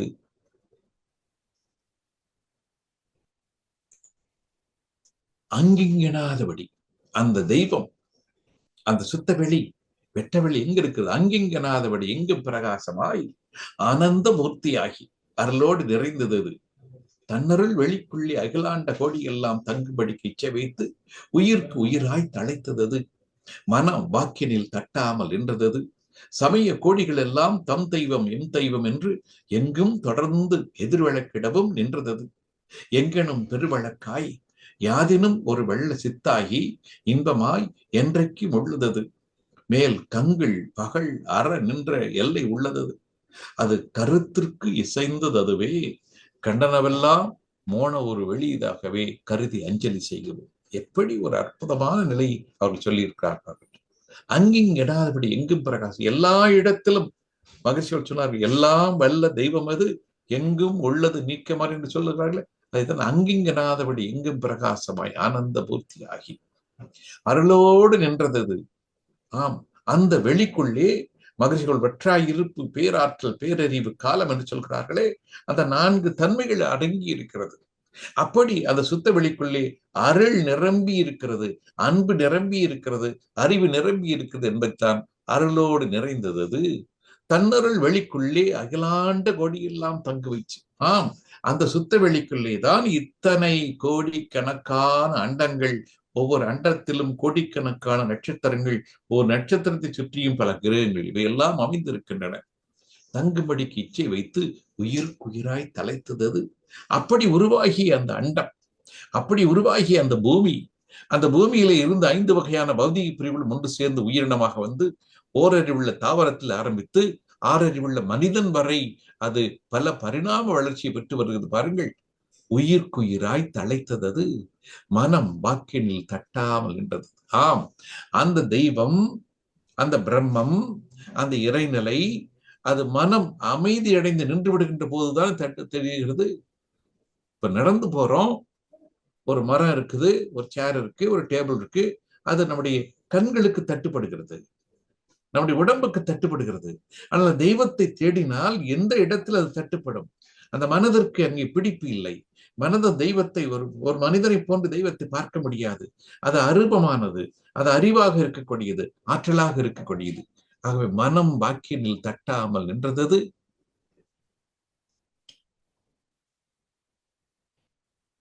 சமய கோடிகள் எல்லாம் ஒவ்வொரு மதத்திலும், ஒவ்வொரு சமயத்திலும், ஒவ்வொரு இனத்திலும் அதை தெய்வம் என்று சொல்கிறார்கள். தம் தெய்வம் என் தெய்வம் ஒவ்வொருத்தரும் ஒரு நிலையில் சொல்கிறார்கள். இன்று நம்முடைய உலக வழக்கை பார்த்தால் இந்து என்ற நிலையிலே அதை சிவம் என்று சொல்கிறார்கள், கிருஷ்ணம் என்று சொல்கிறார்கள், அதை பல்வேறு வகையிலே கணபதி என்று சொல்கிறார்கள், முருகன் என்று சொல்கிறார்கள், பல தெய்வங்களாக வழிபடுகிறார்கள். அதே தெய்வத்தை தான் இஸ்லாம் மதத்திலே அல்லாஹ் என்று சொல்கிறார்கள். அதே தெய்வத்தை தான் கிறிஸ்துவத்திலே அவர்கள் பரமபிதா என்று சொல்கிறார்கள். இப்படி ஒவ்வொருவரும் ஒரு பெயர் சொல்லி அழைக்கிறார்கள். ஆனால் எல்லாம் இது எல்லாம் ஒன்றுதானே. சமய கோடிகள் எல்லாம் தம் தெய்வம் எம் தெய்வம் என்று எங்கும் தொடர்ந்து எதிர்வழக்கிடம் நின்றது. இப்படி ஒவ்வொருவரும் அந்த தெய்வத்தை ஒரு நிலையில் உணர்ந்து அதை வார்த்தைகளால் வேறுபடுத்திக் கொண்டிருக்கிறார்கள். அந்த வார்த்தைகள் கடந்த நிலையில் சென்று பார்க்கின்ற போது எல்லாம் ஒன்றாகத்தான் இருக்கிறது. எங்கும் தொடர்ந்து எதிர்வழக்கிடவும் நின்றது. எங்கெனும் பெருவழக்காய் யாதினும் ஒரு வெள்ள சித்தாயி இன்பமாய் என்றைக்கும் உள்ளது. எல்லாத்தையும் பார்க்கும் போது இது பெருசா இருக்கு. எவ்வளவு பெரிய உண்மைகள், எவ்வளவு பெரிய ஆற்றல்! அதாவது மகரிஷி பேராற்றல் என்று சொல்கிறார்கள், பேரறிவு என்று சொல்கிறார்கள். அதே அந்த பேராற்றல் பேரறிவுள்ள அந்த சுத்தவெளி இறைத்துகளாக சின்னதா வந்து அந்த இறைத்துகள் ஒன்று கூடி விண்கள் உருவாகி அந்த விண்கள் தான் நமது உயிராக மாறி யாதினும் ஒரு வெள்ள சித்தாகி இன்பமாய் என்றைக்கு வல்லது. ஆம், அந்த உயிரோட்டம் தான் இங்கே ஜீவகாந்த ஓட்டமாக மாறி அந்த ஜீவகாந்தம் தான் மனமாக மாறி அந்த மனம் தான் இன்ப துன்பத்தை அனுபவிக்கூடிய நிலையாக வருகிறது. யாதினும் ஒரு வெள்ள சித்தாகி இன்பமாய் என்றைக்கும் உள்ளது. மேல் கண்கள் பகல் அற நின்ற எல்லையது. இரவு பகல் என்ற இது கிடையாது. இரவிலும் அந்த தெய்வம் இருக்கிறது, பகலிலும் அந்த தெய்வம் இருக்கிறது. அதற்கு எந்த வேறுபாடும் கிடையாது. அதாவது வெளிச்சம் இருக்கக்கூடிய இடத்தை நாம் பகல் என்று சொல்கிறோம், வெளிச்சம் இல்லாத இடத்தை இரவு என்று சொல்கிறோம். ஆனால் தெய்வம் என்பது எல்லா இடத்திலும் அது நிரம்பி இருந்து கொண்டுதான் இருக்கிறது. என்றைக்கும் உள்ளது. கண்கள் பகல் அற நின்ற எல்லை உள்ளது. அது கருத்திற்கு இசைந்ததுவே. அதை கண்களால பார்க்க முடியாது, காதால கேட்க முடியாது, மூக்கால அந்த வாசனையை உணர முடியாது, நாவினால் அந்த சுவையை தெரிந்து கொள்ள முடியாது, உடலால் தொடு உணர்வாக பெற முடியாது. பொறி புலன்களுக்கு அப்பாற்பட்டது. அதே சமயத்தில் அதை அறிவின் மூலமாக தெரிந்து கொள்ளலாம். ஆகவேதான் அறிவே தெய்வம் என்று சொன்னார்கள், அன்பே சிவம் என்று சொன்னார்கள். அதைத்தான் மகரிஷி அவர்கள் வற்றாய் இருப்பு பேராற்றல் பேரறிவு காலம் வளம் நான்கு ஒன்றடைந்த பெருவெளியே தெய்வமாம். வற்றாத இந்நான்கு விண் முதல் ஐம்பூதம் உலகம் உயிரினம் யாவும் வற்றாது பெருகி விழும் வளர்ச்சியே தன்மாற்றம். வந்த வகை அனைத்திலும் சீரியக்கம் இயல்பூக்கம் வற்றாது பெருகும் பேரண்டத்தில் உயிரினத்தில் வலுவாத செயல் விளைவு நீதியே கூர்தலறம் என்று அந்த சுத்த வெளிதான் மலர்ச்சி அடைந்த அனைத்துமாக வந்திருக்கிறது என நிலை மகிழ்ச்சிகள் விளக்குகிறார்கள்.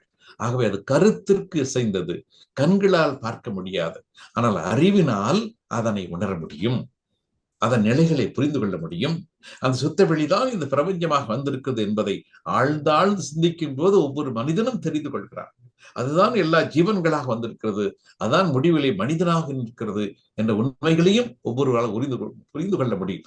ஆகவே அந்த கண்டனவெல்லாம் மோன ஒரு வெளியதாகவே அது மௌனமாக இருக்கக்கூடிய வெட்ட வெளியாக சுத்த வெளியாக காரிரளாக பிரமமாக இருக்கிறது. அதை இறைநிலை என்று சொல்லலாம், இறைவெளி என்று சொல்லலாம், நிறைநிலை என்று சொல்லலாம், நிலைவெளி என்று சொல்லலாம், பிரமம் என்று சொல்லலாம், ஆதி என்று சொல்லலாம், அனாதி என்று சொல்லலாம். அங்கு அமைதியாக இருக்கிறது, அங்கே ஆர்ப்பாட்டம் இல்லாமல் இருக்கிறது, அது மௌனமாக இருக்கிறது, அது அசைவில்லாமல் இருக்கிறது. கண்டனவெல்லாம் மோன ஒரு வெளியதாகவே கருதி அஞ்சலி செய்கிறோம் என்று செய்திகளை சொல்கிறார்கள். எப்படிப்பட்ட உண்மைகளை ஞானிகள் மகான்கள் ஒரு அற்புதமாக சொல்லி இருக்கிறார்கள். இனி நாம் முடிவுக்கு வருவோம். நாம் இந்த பூமியிலே வாழ்ந்து கொண்டிருக்கிறோம். இந்த பூமி நிலம் நீர் நெருப்பு காற்று ஆகாசம் என்று சொல்லக்கூடிய 5 வகையான பௌதீக பிரிவுகளிலே நிரம்பிய ஒன்று இந்த பூமி. இந்த பூமி சூரிய குடும்பத்தில் ஒரு பகுதியாக இருக்கிறது. பாருங்கள், சூரிய குடும்பத்தை பாருங்கள். சூரியன், சூரியனை அடுத்து இருப்பது புதன், அப்புறம் சுக்கிரன், 3வது வட்டப்பாதையில் பூமி, 4வது வட்டப்பாதையில் செவ்வாய், 5வது நிலையிலே அது குரு சுற்றி கொண்டிருக்கிறது. 6வது நிலையிலே அது சனி கிரகம், அதனை அடுத்து யுரேனஸ் நெப்டியூன். இப்படி இதைத்தான் சூரிய மண்டலம் என்று சொல்கிறோம். இப்ப நாம பூமியில வாழ்ந்து கொண்டிருக்கிறோம். இந்த பூமி சூரியனை சுற்றி வந்து கொண்டிருக்கிறது, வருடத்துக்கு சுற்றி வந்து கொண்டிருக்கிறது. இதுதான் சூரிய மண்டலம். இன்னும் கொஞ்சம் நம் மனதை விருத்தி சென்றால் இது பாருங்கள், இதுதான் பால்வெளி. 10,000 கோடி நட்சத்திரங்கள் நிரம்பியது. இது மேகக்கூட்டம் அல்ல, எல்லாம் நட்சத்திரங்கள். ஒரு நட்சத்திரத்துக்கு இன்னொரு நட்சத்திரம் இடையில வெகு தூரம் இருக்கும், நமக்கு பார்ப்பதற்கு ஒன்றாக தெரிகிறது. ஆனால் ஒவ்வொரு நட்சத்திரத்துக்கும் அடுத்த நட்சத்திரம் இடையில வெகு தூரம் இருக்கும். 10,000 கோடி நட்சத்திரங்கள் சேர்ந்த ஒரு அமைப்பு தான் இது. இங்க இருக்கக்கூடிய எல்லா நட்சத்திரங்களும் கிட்டத்தட்ட வெண்மையான ஒளியை கொடுக்கக்கூடியதாக இருப்பதால் இந்த அமைப்பை பால் வெளி மண்டலம், மில்கிவே கேலக்சி என்று சொல்கிறோம். இந்த 10,000 கோடி நட்சத்திரத்தில் ஒரு நட்சத்திரம் தான் நம்முடைய சூரியன். அந்த சூரியனை சுற்றி பல கிரகங்கள் இருக்கிறது. அதில் 3வது வட்டப்பாதையில் இருக்கக்கூடிய பூமியில் தான் நாம் வாழ்ந்து கொண்டிருக்கிறோம். நம்மை போன்று 800 கோடி மக்கள் வாழ்ந்து கொண்டிருக்கிறார்கள். இன்னும் எத்தனையோ கோடிக்கணக்கான ஜீவராசிகள் வாழ்ந்து கொண்டிருக்கின்றன. சரி, அந்த பூமி இந்த சூரிய மண்டலத்தின் ஒரு பகுதி. அந்த சூரியனை போன்று பல 1000 கோடி சூரியனை சேர்ந்ததைத்தான் இந்த பால்வெளி மண்டலம் என்று சொல்கிறோம்.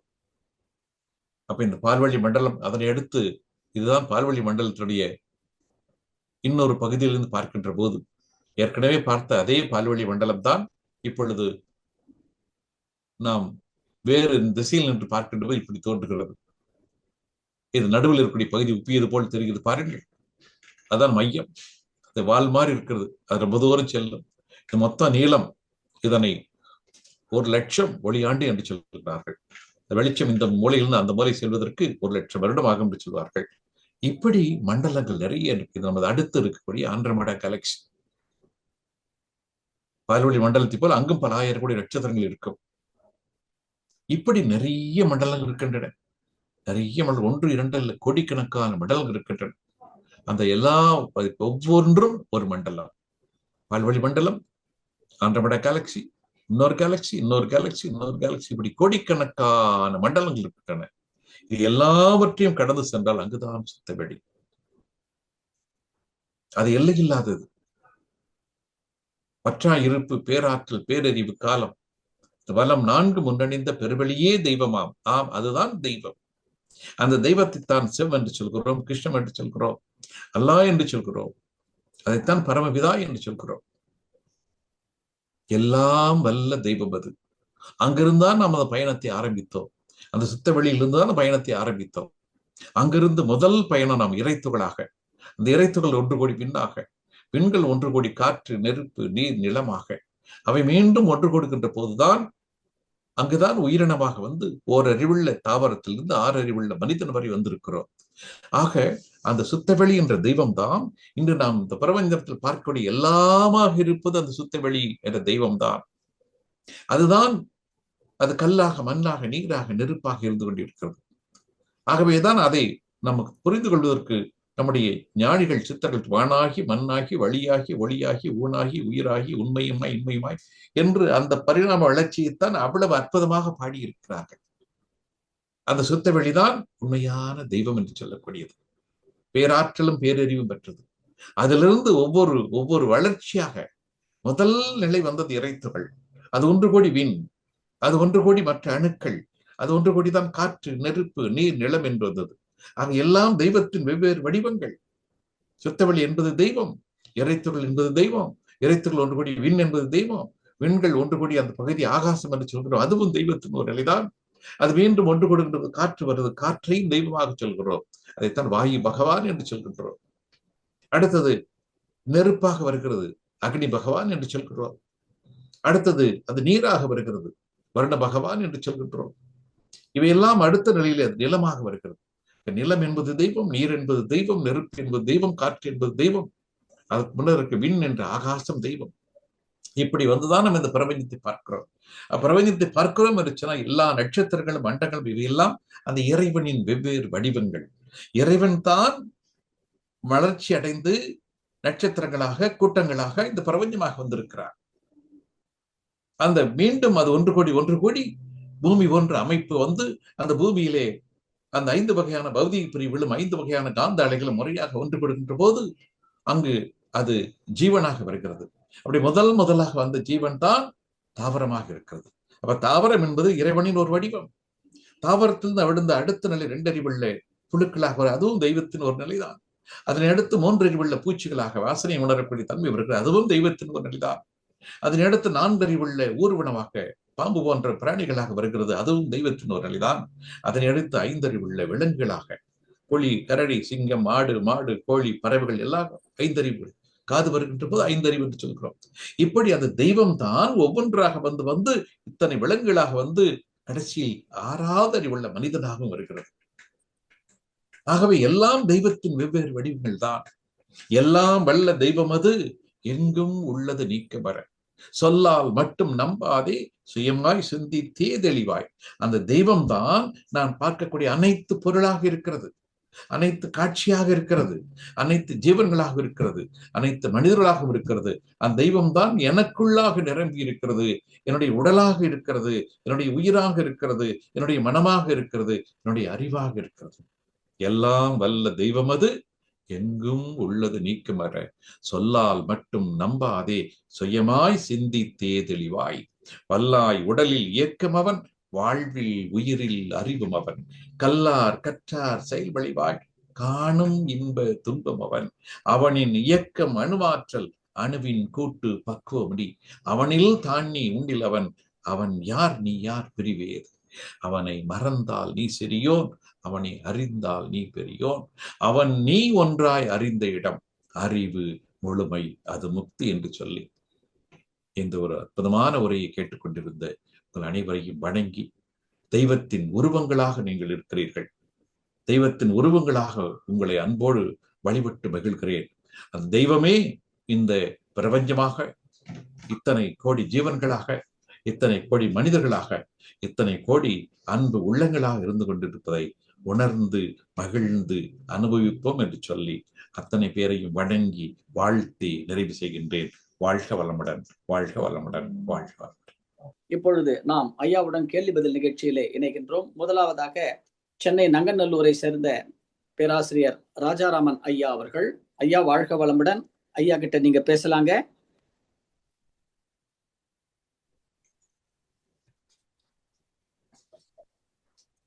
ராஜாராமன் ஐயா பேசலாம் ஐயா. அன்மியூட் கொடுத்துருக்கீங்க உங்களுக்கு.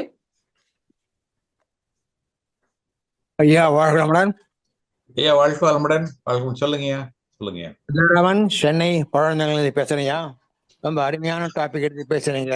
எல்லா மன்றங்களையும் எல்லா ஆசிரியர்களும் தவம் எடுக்கும் போது இந்த பாடல் பாடுறாங்க, நம்மளும் சேர்ந்து வாயோட பாடுறோம். இது இவ்வளவு அர்த்தங்கிறது இப்பதான் எனக்கு புரிஞ்சது, எனக்கு சொன்னது ரொம்ப அருமையா இருந்தது. 2 இறைவணக்க பாடல், ஒரு குரு வணக்க பாடல் நீங்க விளக்கம் கொடுத்தீங்க, நன்றியா ஐயா. எனக்கு 2 கேள்வி வச்சிருக்கேன். சொல்லுங்க.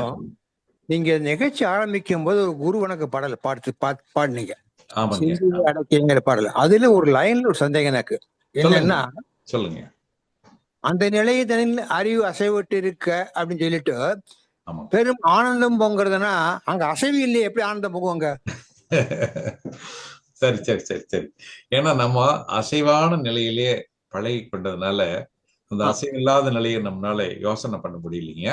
பொதுவாக மனம் என்பது அது ஒரு கடல் அலைகள் மாதிரி. அந்த அலைகள் இருக்கிற போதுதான் கடல்ல மேல் பகுதி அசைந்து கொண்டிருக்கும். அலைகள் இல்லாத போது அது முழு கடலாக மாறிவிடும். அது போன்று மனம் அசைகின்ற வரைதான் மற்ற உணர்வுகள், கோபம், கோபம், அது மாதிரி அன்பு, வெறுப்பு எல்லாமே அந்த ஒரு அசைவில் வரக்கூடிய ஒன்றுதான். அப்ப மனம் அசையாமல் இருக்கின்ற போது அது முழுக்க முழுக்க அறிவாக மாறிவிடும். அதாவது மனம் பதட்டப்படும் போது பாத்தீங்கன்னா கோபம், கவலை, பொறாமை, வஞ்சம் இதெல்லாம் இருக்கும்போது பாத்தீங்கன்னாக்கா ஒரு பதட்டத்துல இருக்கிறோம். அப்ப அறிவு குறைஞ்ச நிலையில ஓடிட்டு இருக்கோம். அதனால கோபத்துல ஒரு முடிவு எடுத்தோம்னா அந்த முடிவு பெரும்பாலும் நல்லதா இருக்காது, பெரும்பாலும் அது துன்பம் தரக்கூடியதா இருக்கும். அதே சமயத்தில் மகிழ்ச்சியா இருக்கும்போது, நம்ம அமைதியா இருக்கும்போது, ஒரு தியானம் செஞ்ச பிறகு ஒரு முடிவு எடுத்தீங்கன்னா பெரும்பாலும் அந்த முடிவு நல்லதா இருக்கும்.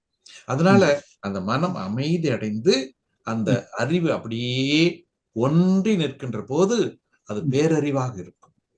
நம்ம கடைசியில துரியாதீதத்துல நாம் அந்த மனம் நின்று விடக்கூடிய நிலை, அங்கு சாதாரணமா இருந்த ஃப்ரீக்வன்சி குறைஞ்சு குறைஞ்சு அது 14 இருந்து குறைஞ்சு குறைஞ்சு குறைஞ்சு துரியாதத்துல வரும்போது அது 4, 3, 2, 1 அப்படி வரும்போது ஒரு அசைவில்லாம இருக்கக்கூடிய நிலை. அப்போ அது பேரறிவாக மாறி விடுகிறது. அந்த அறிவு அசைவற்று இருக்கின்ற போது அது பேரறிவாக மாறிவிடுகிறது. பேரறிவாக மாறுகின்ற போது அது எல்லா நன்மையை கொடுக்கக்கூடிய ஒன்றுதான். நமக்கு நம்முடைய அறிவை பயன்படுத்தி ஒரு சின்னதை ஒரு ஜெயிச்சுட்டால் எவ்வளவு சந்தோஷமா இருக்கு. ஆனா அதே நிலையில் அந்த பேரறிவை பயன்படுத்தி எதை நினைத்தாலும் அது நடக்கும், என்ன சொன்னாலும் அது பழிக்கும். அப்படிப்பட்ட நிலை அது, அப்படிப்பட்ட நிலை. ஆகவே அங்கு ஏன்னா நம்ம என்ன நல்லதைத்தான் நினைக்க முடியும், மறந்து கூட தப்பு நினைக்க முடியாது. அப்ப நாம் நினைக்கக்கூடிய நல்லதெல்லாம் அது நடக்கக்கூடிய ஒரு பக்குவமுடைய இடம். அதனாலதான் அந்த ஒரு மகிழ்ச்சியான இடம், நிறைவான இடம், அதைத்தான் பேரின்பம் என்று சொல்கிறோம். ஓகேயா, நல்ல விளக்கம் கொடுத்தீங்க, சந்தோஷம், திருப்தியா இருந்தது. அடுத்த கேள்வி சொல்லுங்க. இப்ப நீங்க இந்த கேலக்சி, பால்வெளி, அண்டம்னு சொன்னீங்க, 10,000 கோடின்னு சொன்னீங்க, ரைட்? ஓகே. இப்ப இந்த பிரபஞ்சம்னு சொல்லும் போது நம்ம வாழற பூமி குறிக்குமா, இல்ல இந்த அத்தனை அண்ட கோடியும் சேர்ந்துதான்? எல்லாம் சேர்ந்ததுதான். அதாவது பிற அப்படின்னா வேற வேற, பஞ்சம்னா 5: நிலம், நீர், நெருப்பு, காற்று, ஆகாசம். இந்த 5 ஒண்ணு சேர்ந்து இருக்கலாம், தனித்தனியா இருக்கலாம். இப்ப பூமியில நிலம் இருக்கு, நீர் இருக்கு, நெருப்பு இருக்கு, காற்று இருக்கு, ஆகாசம் 5 ஒண்ணு சேர்ந்து இருக்கு. சந்திரனுக்கு போனோம்னா அங்க தண்ணி இல்ல, காற்று இல்ல, அங்க 3 தான் இருக்கு. இப்ப சூரியனுக்கு போனா சூரியன்ல கண்டிப்பா அங்க தண்ணி இருக்கிறதுக்கு வாய்ப்பு இல்லை. இப்படி 5ம் சேர்ந்தோ பிரிந்தோ வேறு வேறு நிலைகளில் இருக்கக்கூடியதைத்தான் பிற பஞ்சம் சொல்றோம். பஞ்சம்னா இந்த 5 வகையான பௌதிக பிரிவும் முறையாக சேர்ந்தோ அல்லது 1, 2 குறைவாகவோ இருக்கக்கூடிய நிலையைத்தான் பொதுவாக நாம் பிரபஞ்சம் என்று சொல்கிறோம். அது நட்சத்திரங்களாக இருக்கலாம், கிரகங்களாக இருக்கலாம், பால் நட்சத்திரமாக இருக்கலாம், எரிகற்களாக இருக்கலாம், கொடான கோடி சூரியன்களாக இருக்கலாம், இந்த சூரியன்கள் சேர்ந்த அண்டமாக இருக்கலாம், இப்படி எதுவாக வேண்டுமானும் இருக்கலாம். 5 வகையான பௌதிக நிலம், நீர், நெருப்பு, காற்று, ஆகாசம் என்று சொல்லக்கூடிய இந்த 5 வகையான பௌதிக பிரிவுகளும் ஒன்று சேர்ந்தோ பிரிந்தோ கூடியோ தனித்தோ இருக்கக்கூடிய இந்த எல்லா நிலைகளையும் நாம் பிரபஞ்சம் என்று சொல்கின்றோம். இது பூமி மட்டுமல்ல, பூமியில 5ம் சேர்ந்து இருக்கிறது. இப்போ நான் வந்து கேட்க வேண்டியதை நீங்க ஊகம் பண்ணி பதில் கொடுத்துட்டீங்க. கேள்வியே கிடையாதுயா. நன்றியா. சரிங்க சரிங்க சரி சரி நல்லது. மிக்க நன்றி. வாழ்க வளமுடன், வாழ்க வளமுடன் ராஜாராமன் ஐயா. அடுத்ததாக வசந்தரா தேவி அவர்கள் வாழ்க வளமுடன் ஐயா கிட்ட பேசுறாங்க. அன்மியூட் கொடுத்துருக்குங்க உங்களுக்கு. ஐயா வாழ்க வளமுடன் ஐயா. வாழ்க வளமுடன். வாழ்க சொல்லுங்க. வசந்தரா தேவி ஐயா. ஐயா சுவாமி இல்லைன்ற கவலையே இல்லையா. உங்க உரை ரொம்ப சிறப்பாக இருந்தது ஐயா. தினமும் தவம் பண்றோம், இறைய பாடல் கேட்கிறோம், ஏதோ ஒரு உணர்ச்சியோட தவம் புரிந்தாயா. இப்ப உணர்வு பூர்வமாக ஒவ்வொரு வரையும் அனுபவித்து நாங்க பாடலை புரிஞ்சு தவம் பண்ணுவோம் ஐயா. ரொம்ப சிறப்பா இருந்தது ஐயா. அதே மாதிரி சுவாமி திறன் ஐயா அந்த உடற்பயிற்சியை பத்தி சொல்லாம இருந்தா அவ்வளவு உணர்வு பூர்வமாக உடற்பயிற்சி செய்திருக்க மாட்டோம் ஐயா. அத மாதிரி நீங்க ஒவ்வொரு எங்களை விழிக்க வைக்கிறீங்க ஐயா. உறங்கி இருந்த எங்களெல்லாம் விழிக்க வச்சு ஒரு சிறப்பான சிந்தனை விருந்து தந்தீங்க. நன்றி ஐயா. வாழ்த்தான் ஐயா. வாழ்க வளமுடன் ஐயா. ரொம்ப சந்தோஷம். எல்லாம் சாமிஜி அவ்வளவு ஆழமா சொல்லியிருக்காருமா.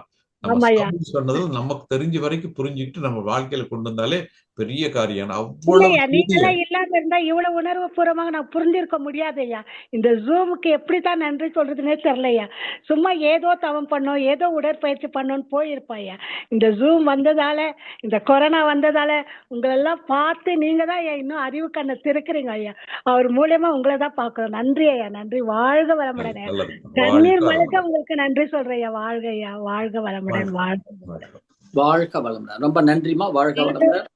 வாழ்க வளமுடன்மா. அடுத்ததாக அருள்நிதி இந்திராணி அவர்கள் வாழ்க வளமுடன்மா. ஐயா கிட்ட பேசலாமா? வாழ்க வளமுடன் ஐயா. வாழ்க வளமுடன். சொல்லுங்கம்மா. சௌமித்திரன் ஐயா நன்றி ஐயா. வாழ்க வளமுடன்மா. வாழ்க வளமுடன் ஐயா. மிக மிக மிக எப்படி வார்த்தையால வர்ணிக்கிறதுன்னு தெரியல ஐயா. அவ்வளவு அருமையா இருந்தது. நாங்கள் தினம் பொருள் புரிஞ்சுதான் பாடுறோம். ஆனாலும் இவ்வளவு எலாபரேட்டா, இவ்வளவு ஆத்மார்த்தமா கொண்டாந்து தத்ரூபமா இறைவனை முன்னாடி நிறுத்திட்டீங்க ஐயா. எங்களுக்கு கண் அடைஞ்சிருச்சு. கண்ணும் மனசும் அப்படியே அமைதி நிலைக்கு போன மாதிரி இருந்தது. கேட்க கேட்க இன்னும் வேணும் இன்னும் வேணும்னு தான் தோணுது ஒழிய நீங்க முடிக்க போறீங்கிற நிலைக்கே நான் வரல ஐயா. இன்னும் என்ன சொல்லுவாரு, என்ன சொல்லுவாருன்னு தெரிந்த விஷயங்களை கூட அழகா பக்குவமா அதை எப்படி சொன்னா புரிஞ்சுக்குவாங்கங்கிற மாதிரி சொன்னீங்க ஐயா. ரொம்ப நன்றி ஐயா. அதோட ஒரு சின்ன கேள்வி ஐயா. ஆன்மா ஆன்மாவுக்கு அழிவில்லைன்னு சொன்னீங்க. ஆனா பிறவியும் இல்லை, மறுபிறவிங்கிறது கிடையாது. அப்படிங்கும்போது அந்த ஆன்மா எப்படி தொடர்ந்து கர்மைய பதிவாக மறுபடியும் வந்து சேருது அப்படிங்கறத கொஞ்சம் சொல்லுங்க. இப்ப ஆன்மாங்கிறதுமா நம்ம ஓரறிவுள்ள தாவரத்துல ஆரம்பிச்சு 2 அறிவு 3 அறிவு 4 5 6 மனிதனாக வந்த பிறகு பல பிறவிகள் கடந்து இன்னைக்கு நம்ம வந்திருக்கோம். இது வரைக்கும் நம்ம எத்தனையோ உடல் அமைப்பு மாறி இருக்குது. ஆனா அந்த ஆன்மா என்பது தொடர்ந்து நம்மிடம் வந்து கொண்டிருக்கிறது. அப்ப நம்முடைய ஆன்மாவை பார்த்தீங்கன்னா ஒரு பதிவுகள் நிரம்பிய ஒரு காந்த கருமையம். அப்ப அதை நம்முடைய ஆன்மாவை எடுத்து ஆராய்ச்சி பண்ணி பார்த்து இது மகரிஷியுடைய வார்த்தையில சொல்லும் போது இது கருமையம். இப்ப நம்முடைய கருமையம் என்பதும் ஆன்மா என்பதும் நெஞ்சம் என்பதும் அகம் என்பதும் ஒன்றுதான். அப்ப நம்முடைய ஆன்மாவை எடுத்து ஆராய்ச்சி பண்ண அதனுடைய தாய் தந்தையர்கள் அவங்களுடைய வாழ்க்கை நிலை எல்லாம் அதுல இருக்கும். அதை எடுத்து ஆராய்ச்சி பண்ண அவங்களுடைய தாய் தந்தைகள் இருக்கும். இப்படியே போனா முதல் மனிதன் வந்த வரை இருக்கக்கூடிய எல்லா அனுபவங்களும் அங்கு இருக்கும். அந்த முதல் மனிதன் அவன் எங்க இருந்து வந்தா? அவன் 5 அறிவுள்ள விலங்குல இருந்து வந்திருப்பான். அப்ப அந்த 5 அறிவுள்ள ஜீவன்களுடைய எல்லா அனுபவங்களும் அங்கு இருக்கும். அதுக்கு முன்னாடி 4 அறிவு, 3 அறிவு, 2 அறிவு, 1 அறிவு. அப்ப 1 அறிவு தாவரத்தில் ஆரம்பித்து 6 அறிவுள்ள மனிதன் வரை எல்லா உயிரினங்களுடைய பதிவுகளும் அந்த ஆன்மாவில் இருக்கும். இப்ப நம்முடைய ஆன்மா இப்ப மகரிஷி மாதிரி ஒரு நிலைக்கு, ஒரு முதிர்ந்த நிலைக்கு வந்து நம்மிடம் எந்த பாவப்பதிவும் இல்லை, எல்லா பதிவும் கழித்து விட்டோம் என்ற ஒரு நிலை வருகின்ற போது இந்த ஆன்மா அப்படியே அது இறைவனோடு சேர்ந்து விடும். மகரிஷி நமக்கு ஒரு புத்தகத்துல பாத்தீங்கன்னா, அதாவது பிறப்புக்கு முன்னும் இறப்புக்கு பின்னும் உயிரின் நிலை என்று சொல்லி இருக்கிறாங்க. அதுபடி பார்க்கின்ற போது இந்த ஒரு இயற்கை மரணம், ஒரு முழுமையடைந்த நிலை, அறிவு உணர்ந்த நிலை, அந்த தெய்வத்தை உணர்ந்த நிலை அங்க பிரிக்கின்ற போது இது எந்த பாவப்பதிவுகளும் இல்லை. அது இந்த ஜீவாத்மா என்பது அந்த பரமாத்மாவோடு, அந்த தெய்வத்தோடு, அந்த சுத்த வெளியோடு அது இணைந்து லயமாகிவிடும். அப்படி இல்லை, நம்ம இன்னும் கொஞ்சம் பதிவுகள் இருக்குது, இன்னும் கொஞ்சம் நம்ம அனுபவிக்க வேண்டிய இன்ப துன்பம் பாக்கி இருக்கு என்று சொல்கின்ற போது மறுபடியும் அது திருப்பி அடுத்த நிலைக்கு பிறவி எடுக்கும். பொதுவாக அது குழந்தைகள் மூலமாக சுலபமாக தொடரும். குழந்தைகள் இல்லாத பட்சத்தில் அந்த ஒத்த நிலையுள்ள மக்கள் மூலமாக அந்த ஆன்மா தனது பயணத்தை தொடரும். ஆகவே ஆன்மா என்பது பதிவுகள் நிரம்பிய ஒரு காந்தம், கருமையம். அது தனியாக இருக்கின்ற போது அதுக்கு ஒன்றும் செயல்பட முடியாது. இது எப்படின்னாக்க நீங்க நம்ம இப்போ கம்ப்யூட்டர்ல அந்த மெமரிக்கு தனியா ஹார்ட் டிஸ்க் மாதிரி வச்சிருக்கிறோம், சிடி வச்சிருக்கிறோம், பென்ட்ரைவ் வச்சிருக்கிறோம். அது மாதிரி ஒரு பென்ட்ரைவ்ல நிறைய படங்களை சேர்த்து வச்சுக்கலாம், பாட்டுகள் சேர்த்து வச்சுக்கலாம், சொற்பொழிவு சேர்த்து வச்சுக்கலாம். ஆனா அந்த பென்ட்ரைவ் தனியா வேலை செய்யாது. அதை ஒரு சிஸ்டத்துக்குள்ள போட்டாதான் வேலை செய்யும். இந்த மாதிரி இருக்கிறதா ஆன்மா. அந்த ஆன்மா தனியா ஒண்ணும் செய்யாது. அதுக்கு ஒரு உடம்பு கிடைச்சாதான், அந்த உடம்பு மூலமா தான் அது வேலை செய்ய முடியும். அதுக்குள்ள இருக்கிற பதிவுகளை நீக்கி அது இறைவனை நோக்கி போகணும்னாலும் அதுக்கு ஒரு உடம்பு வேணும். அந்த எல்லா பதிவும் நீங்கிருச்சுன்னா அது உடம்பு விட்டு போகும்போது நேரம் இறைவனோட போய் சேர்ந்துடும். அப்படி இறைவனோட சேருகின்ற வரை இன்னும் கொஞ்சம் பதிவுகள் இருந்ததுன்னா அதுக்கு இன்னொரு உடம்பு தேவை. எப்படி அந்த பென்ட்ரைவ் தானா ஒண்ணும் செய்யாது, அதை ஒரு சிஸ்டத்துல போட்டாதான் அது உள்ள இருக்கிற செய்திகள்லாம் வரும். அப்படி இந்த ஆன்மா என்பது அது ஒரு நினைவு பெட்டகம், காந்த கருமையம், எல்லா அனுபவங்களையும் பதிவு செய்து வைக்கக்கூடிய ஒரு இடம். அதுக்கு ஒரு உடம்பு கிடைச்சாதான் அந்த உடம்பின் மூலமாக அது தனது இன்பத்தையோ துன்பத்தையோ வெளிப்படுத்தக்கூடும். அது இல்லாத பட்சத்துல அது சாதாரண ஒரு ஜடப்பொருள் மாதிரி தான் இருக்கு. நன்றி ஐயா, நல்ல விளக்கம் ஐயா. நல்ல விளக்கம், ரொம்ப நன்றி ஐயா. வாழ்க வளமுடன், வாழ்க வளமுடன் ஐயா. வாழ்க வளமுடன். மிக்க நன்றிமா. வாழ்க வளமுடன். நன்றி ஐயா. வாழ்க வளமுடன், வாழ்க வளமுடன். அடுத்ததாக கவிதா கோவிந்தராஜன் அவர்கள், வாழ்க வளமுடன். ஐயா கிட்ட பேசலாங்க. அன்மியூட் கொடுத்திருக்கீங்க உங்களுக்கு.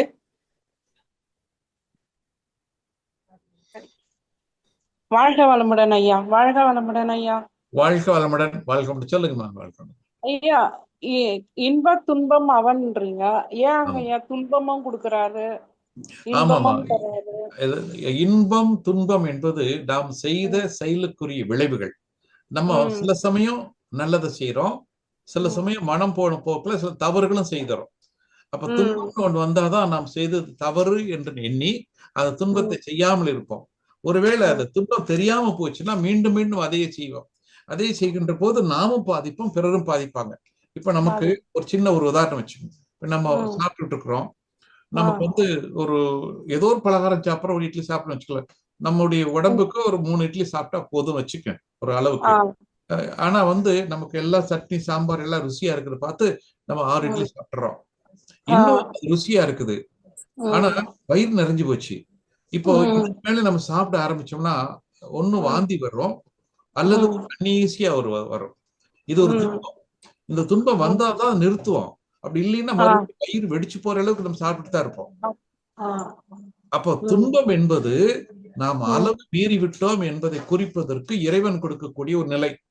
அதனாலதான் மகரிஷி அழகா சொல்வாருங்க, இன்பம் துன்பம் தனியா இல்லை, இன்பத்தின் அளவு நிலை மாறும்போது மீறும் போது ஏற்படுகின்ற பொருத்தமில்லா உணர்வு தான் துன்பம். அளவோடு இருந்தா எல்லாமே இன்பம் தான், துன்பம் இல்லை. எந்தெந்த இடத்துல எல்லாம் அளவு மீறுகிறோமோ அங்குதான் துன்பமா வருது. பொதுவாக மனிதனுடைய வாழ்க்கையும் விலங்கோட வாழ்க்கையும் பாருங்க, விலங்குக்கு பெரிய துன்பம் கிடையாது, மனுஷனுக்கு தான் அதிகமா துன்பம். நினைச்சு நினைச்சு கவலைப்படுறது மனுஷன்தான், வருத்தப்படுறது மனுஷன்தான். ஆனா விலங்குகளுக்கு அவ்வளவு கவலை கிடையாது, துன்பம் கிடையாது. ஏன்னா விலங்குகள் எப்பவுமே அளவு மீறாது, அது கரெக்டா இருக்கும். பசியை அடங்கிருச்சுன்னா நிறுத்திடும், அதுக்கு மேல சாப்பிடாது. அது மாதிரி அதனுடைய எல்லா செயல்களும் பார்த்தீங்கன்னா அளவு முறையோட தான் இருக்கும். ஏன்னா அது இயற்கையை மீறி செயல்பட அதுக்கு தெரியாது. ஆனா மனிதன் இயற்கையை தனக்கு சாதகமாக பயன்படுத்திக் கொள்வான், சில சமயத்தில் அதற்கு முரணாக சென்றான். அந்த முரணாக செல்கின்ற போது இயற்கை சொல்லுது, அப்பா நீ தப்பா போற, இந்த வழி சரியில்லை, கொஞ்சம் அளவு வச்சுக்குன்னு சொல்லுது. அதுதான் துன்பம். ஆக அந்த துன்பம் என்பது இல்லை என்று சொன்னால் மனிதன் தன்னையும் அழித்துக் கொள்வான், இந்த சமுதாயத்தை அழித்து விடுவான். ஐயா, இன்னொன்னு தனக்கே நன்மை செய்வது எப்படிங்கய்யா? தனக்கே நன்மை. ஆமா, இப்ப இங்க தான் என்பது தெய்வம் தான் எல்லா ஜீவன்களிலும் இருக்கிறது, எல்லா மனிதனும் இருக்கிறது, நமக்குள்ளாகவும் இருக்கிறது. அப்போ நாம் பார்க்கக்கூடிய எல்லா மனிதர்களும் தெய்வத்தின் வடிவம், எல்லா ஜீவன்களும் தெய்வத்தின் அம்சம், பார்க்கக்கூடிய எல்லா காட்சிகளும் தெய்வம் தான். இந்த நிலம், நீர், நெருப்பு, காற்று, ஆகாசம், சூரியன், சந்திரன், நட்சத்திரங்கள், அண்டம் எல்லாம் தெய்வத்தின் வெவ்வேறு நிலைகள் என்று இருந்தால் நம்ம எந்த இடத்திலும் இந்த இயற்கைக்கு முரணாக செல்ல மாட்டோம். எல்லா ஜீவன்களுக்குள்ளும் தெய்வம் இருக்கிறது என்று சொன்னால் எந்த ஒரு ஜீவனையும் துன்புறுத்த மாட்டோம். எல்லா மனிதனுக்குள்ளும் தெய்வம் இருக்கிறது என்று சொன்னால் ஒவ்வொரு மனிதனையும் தெய்வமாக பார்ப்போம். அப்ப எந்த மனிதனுக்கும் நம்ம துன்பம் நினைக்க கூட மாட்டோம். ஏன்னா எல்லா மனிதனுக்குள்ளும் தெய்வத்தன்மை தான் அடங்கி இருக்குது. ஆகவே உண்மையிலே தெய்வத்திற்கு நாம் ஏதாவது வழிபாடு செய்ய வேண்டும் என்று சொன்னால் பார்க்கக்கூடிய ஒவ்வொரு ஜீவனுக்கும் ஏதாவது உதவி செய்ய வேண்டும். அதுதான் உண்மையான இறை வழிபாடு. ஏன்னா இறைவன் இந்த ஜீவன்கள் மூலமாகத்தான் வெளிப்படுகிறார். அந்த ஜீவன் துன்பத்தில் இருந்தால் அங்க இறைவன் உங்களை டெஸ்ட் பண்ணி பார்க்கிறான், அந்த துன்பத்தை நீங்க நீக்கிறீங்களா என்று டெஸ்ட் பண்ணி பார்க்கிறான். அப்ப நம்ம அந்த இடத்துல உதவி செய்யணும். எந்தெந்த இடத்தில் ஜீவன்கள் துன்பப்படுகிறதோ, இன்னும் குறிப்பாக மனிதர்கள் துன்பப்படுகிறார்களோ, அந்த துன்பத்தை நீக்குவதற்கு நாம் செய்யக்கூடிய முயற்சி தான் உண்மையான இறை வழிபாடு. நன்றிகள் ஐயா. வாழ்க வளமுடன். வாழ்க வளமுடன் ஐயா. வாழ்க வளமுடன் ஐயா. நன்றி நன்றி. வாழ்க வளமுடன். அடுத்ததாக செவேல் ஐயா அவர்கள். வாழ்க வளமுடன் ஐயா. ஐயா கிட்ட பேசலாங்க, அன்மீட் கொடுத்துருக்குங்க. வாழ்க வளமுடன் ஐயா. வாழ்க வளமுடன் ஐயா. ரொம்ப நம்மளுடைய கருமையம் இருக்கு ஐயா, நம்ம இதுக்குள்ள இந்த உலகத்தில் உள்ள எல்லாருடைய இன்டர் கனெக்டட்னு சொல்றாங்க, மகரிஷி சொல்றாங்க, எல்லாத்தோட கனெக்டட்னு சொல்றாங்க. நாம பியூரிஃபை பண்றாங்க. நம்ம மகரிஷி கொடுத்தாரு, நம்ம தவம் பண்றோம், தற்சோதனை பண்றோம், நம்மளுடைய கண்ணாடி தவம் அது பண்ணக்குள்ள நம்மளுக்கு பியூரிஃபை ஆன்றது நம்மளுக்கு தெரியுது. அந்த உடலில் நோய் உள்ளத்திலே கலங்கறதுக்குள்ள நம்மளுக்கு தெரியுது. ஆனா இத்தனை கோடி மக்களுக்கு எல்லாரும் கூட இன்டர் கனெக்ட் ஆகக்குள்ள எல்லாரும் நீங்க பாத்தீங்கன்னா இப்ப உலக மக்கள் எவ்வளவு ஒரு நெகட்டிவிட்டி அதிகமா இருக்கு, நம்மளுடைய இது கம்மியா தான் இருக்கு ஐயா. நம்மளுடைய கருமையும் இப்ப தூய்மையாகிட்டு இருக்கு. நம்ம மகரிஷி கொடுத்த பயிற்சி செஞ்சோம், நம்மளுடைய மனவளக்கலை பண்றோம், பண்ணிட்டு இருக்கோம். ஆனா இத்தனை கோடி மக்களுக்கு நம்ம இன்டர்லிங்க் ஆகக்குள்ள அவங்களுடைய இதெல்லாம் நம்மளுக்கு பாதிப்பு ஏற்படாதா? அதை பத்தி சொல்லுங்க ஐயா. கண்டிப்பா கண்டிப்பாங்க. இப்ப நம்முடைய கருமையம் தூய்மை அடைய எத்தனையோ பேர் அந்த தூய்மையை அனுபவித்து அவருடைய கருமையமும் தூய்மை அடையும். மகரிஷி ஒருவர் அந்த தூய்மையான கருமையம், அவர் செய்த தவம் இன்றைக்கு இத்தனை லட்சம் மக்கள் பயனடைந்து கொண்டிருக்கிறார்கள். அதுபோன்று நாம் நம்முடைய கருமையத்தை தூய்மை செய்கின்ற போது நாம் எங்கெல்லாம் செல்கிறோமோ, செல்கிற இடத்தில் எத்தனை பேரோடு தொடர்பு கொள்கிறோமோ அத்தனை பேருக்கும் அந்த மாற்றங்கள் வந்து கொண்டே இருக்கும். மகரிஷி போன்ற மகான்கள் பெரிய மாற்றத்தை கொடுக்குறாங்க சமுதாயத்துக்கு. ஆனா நாம் செய்யக்கூடிய தவ வலிமைக்கு ஏற்ப நாம் எங்கு சென்றாலும் மாற்றம் நடக்கும். நீங்க நல்ல கருமையும் தூய்மை அடைஞ்ச பின்னாடி நீங்க போன இடத்துல எல்லாம் ஒரு அமைதி தானா வரும். ஒரு இடத்துல ஏதோ ஒரு குடும்பத்துல ஒரு பிரச்சனை, ஒரு சமுதாயத்துல ஒரு பிரச்சனை இருக்குன்னு வச்சுக்கேன், நீங்க ஒன்னும் பஞ்சாயத்து பண்ண போகல, நீங்க வாட்டு சும்மா அந்த இடத்துல போய் நல்லா இருக்குன்னு நினைச்சிட்டு வந்தீங்க, அது தானா அந்த பிரச்சனை தீர்ந்து போயிடும். ஏன்னா உங்களுடைய கருமையும் தூய்மையாக இருக்கிறது. நம்முடைய கருமையும் தூய்மையானால் நீங்கள் செல்லும் இடத்திலெல்லாம் அந்த தூய்மை மற்றவர்களுக்கு உதவியாக இருக்கும். அதே மாதிரி ஒரு கருமையம் ரொம்ப மோசமா இருக்கக்கூடிய, அவர் எங்க போனாலும் போன இடத்துல பிரச்சனை வந்துடும். சிலர்லாம் பாருங்க, சில இடத்துக்கு போனாங்களே அந்த இடத்துல ஒரு பிரச்சனை வந்துடும். அது வரைக்கும் அங்க பிரச்சனை இருக்காது, அவங்க போயிட்டு வந்தா அங்க பிரச்சனை வந்துடும். அந்த மாதிரி இருக்கு. ஏன்னா அங்க கருமையம் ரொம்ப தூய்மை கெட்டு போயிருக்குன்னு அர்த்தம். அதே சமயத்தில் தூய்மையான கர்மையும் உள்ளவர்கள், புனிதமானவர்கள், அவர்கள் ஒரு இடத்துக்கு போயிட்டு வந்தாங்கன்னா அங்க போன இடத்துல அங்க ஒரு மகிழ்ச்சி இருக்கும், ஒரு அமைதி இருக்கும். ஏற்கனவே இவர் போய் இப்ப பஞ்சாயத்துக்கெல்லாம் போயிருக்க மாட்டாங்க, போயிட்டு வந்தா போதும் அங்க இருக்கிற பிரச்சனை தானா தீர்ந்துடும். நீங்க சிலர் நம்முடைய உறவினர்கள் நண்பர்கள் பாருங்க, சிலர் எல்லாம் நல்ல ஆன்மாக்கள் இருப்பாங்க. அவங்க ஏதோ ஒரு சந்தர்ப்பத்தில் நம்ம வீட்டுக்கு வந்துட்டு போனாவே சில பிரச்சனைகள் சரியா போயிடும். அது மாதிரி இப்ப நீங்க தவத்தில் ஆழமா இருக்கிறீங்க, நீங்க நண்பர்கள் இடத்துக்கோ இன்னொரு இடத்துக்கோ போயிட்டு வந்தீங்கன்னாவே நீங்க ஒன்றும் பஞ்சாயத்து பண்ண வேண்டாம், போயிட்டு வந்தீங்கன்னாவே அங்க இருக்கிற பிரச்சனைகள் பாதி பிரச்சனை சரியா தீர்ந்து போயிடும். ஏன்னா உங்களுடைய கர்மையும் தூய்மையான கர்மையும், இது நல்ல காரணம் வெளிப்பட்டு கொண்டிருக்கும். அந்த இடத்துல போன இடத்துல எல்லாம் அந்த ஒரு நல்ல பதிவுகள் ஏற்படும். ஆகவே கர்மையம் தூய்மையானால் அது சென்ற இடத்திலெல்லாம் சிறப்பை கொடுக்கக்கூடியது இந்த கர்மையம். ஏன்னா ஒரு பெரிய காந்த கலை மாதிரி, அது போன இடத்துல எல்லாம் அங்க சுத்தி எத்தனை பேர் இருக்காங்களோ அத்தனை பேர் மனதுக்குள்ளும் ஊடுருவோம். ஒரு கட்டடத்துக்கு போனா அந்த கட்டடம் முழுவதும் அது நிரம்ப ஆரம்பிக்கும். அங்க யார் வந்துட்டு போனாலும் அவங்களுக்கெல்லாம் அந்த ஒரு விளைவு கொடுக்கும். அதனாலதான் ஒரு ஞானி ஒரு இடத்துல வந்து உட்கார்ந்துட்டு போறாங்க, ஒரு சொற்பொழி வாட்டிட்டு போறாங்கன்னாக்கா அங்க இருந்த அத்தனை பேருக்கும் அது பயனா கிடைக்கும். அவங்க வாழ்ந்துகிட்டு இருக்கும் போது எத்தனையோ செய்திகள் இந்த வாழ்காந்தல் பதிய வச்சிருப்பாங்க. அப்ப யாரெல்லாம் அதை நினைக்கிறார்களோ அவர்களுக்கு கிடைக்கும். மகரிஷி அந்த வாழ்ந்த போது இருந்த நினைவுகள் எல்லாம் இந்த வாழ்காந்தல் பதிந்திருக்கு. யாரெல்லாம் மகரிஷியை பற்றி நினைக்கிறார்களோ அவர்களுக்கு அந்த உயிர் தொடர்பு, அந்த ஜீவகாந்த தொடர்பு கிடைக்கும்.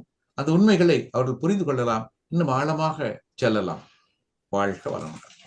வாழ்க. ரொம்ப சிறப்பு ஐயா, மிக்க மகிழ்ச்சி ஐயா. வாழ்க வளமுடன் ஐயா. உண்மைதான் ஐயா. நன்றி சேவேல் ஐயா, நன்றி. வாழ்க வளமுடன். வாழ்க வளம். அடுத்ததாக ஆஸ்திரேலியாவில் இருந்து சபரீஷ் சுந்தர் வடிவேல் ஐயா. வாழ்க வளமுடன் சபரீஷ் ஐயா கிட்ட பேசலாங்க. அன்மியூட் கொடுத்துருக்கேன் உங்களுக்கு. ஐயா நன்றி ஐயா. நன்றி சோமத்தன் ஐயா. ஐயா வணக்கம் ஐயா. வாழ்க வளமுடன். வாழ்க வளமுடன். சொல்லுங்க ஐயா. எனக்கு ஒரு கேள்வி வந்து, இப்போ இறந்தவர்கள் வந்து நம்ம நினைக்கிறோம், மகரிஷி வந்து இந்த சொல்றாங்களே சாரூபியம் சாலூபியம் ஒவ்வொன்றும் சொல்றாங்க. இப்ப வந்து இப்போ எங்க அப்பா இறந்து 3 வருஷம் ஆயிடுத்துங்கய்யா. ஆனாலும் நான் இப்போ எங்க அப்பாவை பத்தி ஏன்னா அவங்க அடுத்த அவங்க வேற கூட ஒற்றோட வரலையே சேர்ந்துட்டாங்கன்னா நம்ம அவங்கள நினைக்கிறதுனால உண்மையாவே அவங்க ஆன்மா தொடர்பு ஆகுமான்னு ஒரு கேள்விங்க. ஏன்னா ஒரு லிமிட், ஒரு கொஞ்ச நாள் தானே அவங்க அப்புறம் வேற தொடர்புக்கு அவங்க வாழ்க்கை போயிடும்ல இயற்கை பரிணாமப்படி. அதான் அதை பத்தி கேக்குறாங்க ஐயா. ரொம்ப எவ்வளவு 10 வருஷம் நினைச்ச கழிச்சு நினைச்சாலும் அதான். பொதுவா வந்து ஒரு ஆன்மா வந்து அந்த இயற்கை மரணம் வருகின்ற போது அதுக்கு இடையில நம்ம சாமிஜி மாதிரி, வள்ளலார் மாதிரி, ராமகிருஷ்ணன் மாதிரி, ஒரு விவேகானந்தர் மாதிரி ஒரு புனிதமான நிலை, கர்மையை முழுக்க தூய்மை அடைஞ்சா அது அப்படியே இறைவனோடு சேர்ந்து ஐக்கியமாயிடும். ஆனா பொதுவா எல்லா ஆன்மாக்களும் அந்த நிலைக்கு வந்துருமா சொல்ல முடியாது. அப்ப ஒருவேளை அதனுடைய தொடர்ச்சி பெரும்பாலும் குழந்தைகள் மூலமா, உறவினர்கள் மூலமா அப்படி இருக்கும். ஆனா இப்ப நம்ம வந்து அந்த ஆன்மா வந்து இறைவனோட அடைஞ்சிருச்சா அல்லது நம்ம குழந்தைகள் மூலம் நம்ம மூலம் தொடர்கிறதா நமக்கு தெரியாதுங்க. அதனால நம்ம வந்து அவங்கள நினைச்சு வழிபடுறதுல, அந்த ஆன்மா உயர வேண்டும் என்று நம்ம வாழ்த்துறதுல ஒன்றும் தப்பு இல்லைங்க. அது ஒரு நல்லதுதான். நம்ம வந்து அது ஏற்கனவே அடைஞ்சிருந்ததுனாக்கோ அது நம்ம எப்படி தெய்வத்தை வணங்குகிறோமோ அந்த வணக்க நிலைக்கு அந்த வாழ்த்து சென்று விடும். ஒருவேளை அடையவில்லை என்று சொன்னால் அந்த நிலையை அடைவதற்கு அது ஒரு முயற்சியான நமக்கு இருக்கும். அது பெரும்பாலும் எப்படி இருக்கும், நம்ம கூட இருக்கலாம், நம்முடைய சகோதரர்கள் கூட இருக்கலாம், உறவினர்கள் கூட இருக்கலாம். எந்த நிலையில் இருந்தாலும் அந்த மிச்சம் இருக்கக்கூடிய பதிவுகளை கழித்து விட்டு அந்த ஆன்மா அந்த உயர்ந்த நிலையை அடைவதற்கு அது நம்ம உதவி செய்யும். கண்டிப்பாக நாம் அவர்களுக்கு மரியாதை செலுத்துவது, ஒரு வழிபாடு செலுத்துவது அல்லது அது போன்ற கடன்களை செய்வது கண்டிப்பாக அந்த ஆன்மாவுக்கு அது ஒரு கண்டினியூட்டி இருந்ததுன்னா சீக்கிரமா ஓய்வடை செய்யும். உள்ள கண்டினியூட்டி இல்லைன்னா கூட அந்த இறைவனோடு சேர்ந்து நாம் எப்படி இறைவனை வழிபடுகின்ற போது அந்த இறைவன் எல்லாம் கடந்தவன், நம்ம வழிபட்டாலும் வழிபடாட்டியும் அந்த இறைவனுக்குள்ள தன்மைகள் இருந்து கொண்டுதான் இருக்கும். அதனால நாம் செய்ய வேண்டிய கடமையை நம்ம செய்யலாம். அது வந்து ஏற்கனவே இறைநிலை அடைஞ்சிருந்ததுனாக்கா அது இன்னும் ஒரு பூரணத்துவம் பெறும். அவ்வளவுதான். வாழ்க வளமுடன். மிக்க மகிழ்ச்சி. நன்றி ஐயா. நன்றி சோமத்தன். நன்றி. வாழ்க வளமுடன் சபரீஷ். வாழ்க. அடுத்ததாக விஜி அவர்கள். வாழ்க வளமுடன் ஐயா கிட்ட பேசலாம். அன்மியூட் கொடுத்துருக்கு உங்களுக்கு. வாழ்க வளமுடன் ஐயா. வாழ்க வளமுடன். சொல்லுங்க. எனக்கு இறைத்துகள் சம்பந்தமா ஒரு டவுட் கேட்கலாங்களா ஐயா? சொல்லுங்க. இப்ப இறைத்துகள் வந்து உருவாகுது, அதுலயும் வந்து விரிவலையா போய்கிட்டே இருக்கு. விண்ணு அடுத்து வருது, விண்ணிலையும் விரிவலை போகுது. இப்ப இறைத்துகள் விண்ணுல இருக்கு. இப்ப இந்த விரிவலையினால இறைத்துகள் கரையுதா கரையலையா, இல்ல இறைத்துகளின் தன்மை மட்டும்தான் கரையுதா? அது எனக்கு ஒரு டவுட். ரெண்டாவது, அப்படி கரைஞ்சா அந்த விண்ணோட அளவு குறைஞ்சு மறைஞ்சிருமா? ஏன்னா விண்களின் கூட்டு தான் அடுத்து மூலகங்கள், பஞ்சபூதங்கள் அந்த மாதிரி போய்கிட்டே இருக்கு. இப்படி உருவாகிற விண்ணு கரைஞ்சிருச்சுன்னா அப்புறம் எப்படி தன்மாற்றம் ஆகிறதுக்கு வழி இருக்கு? நல்லதுக்குமா, நல்ல சிந்தனை, நல்ல கேள்விகள். இப்ப நான் சொல்றதை மட்டும் நீங்க கொஞ்சம் பார்த்து கவனிச்சுக்குமா.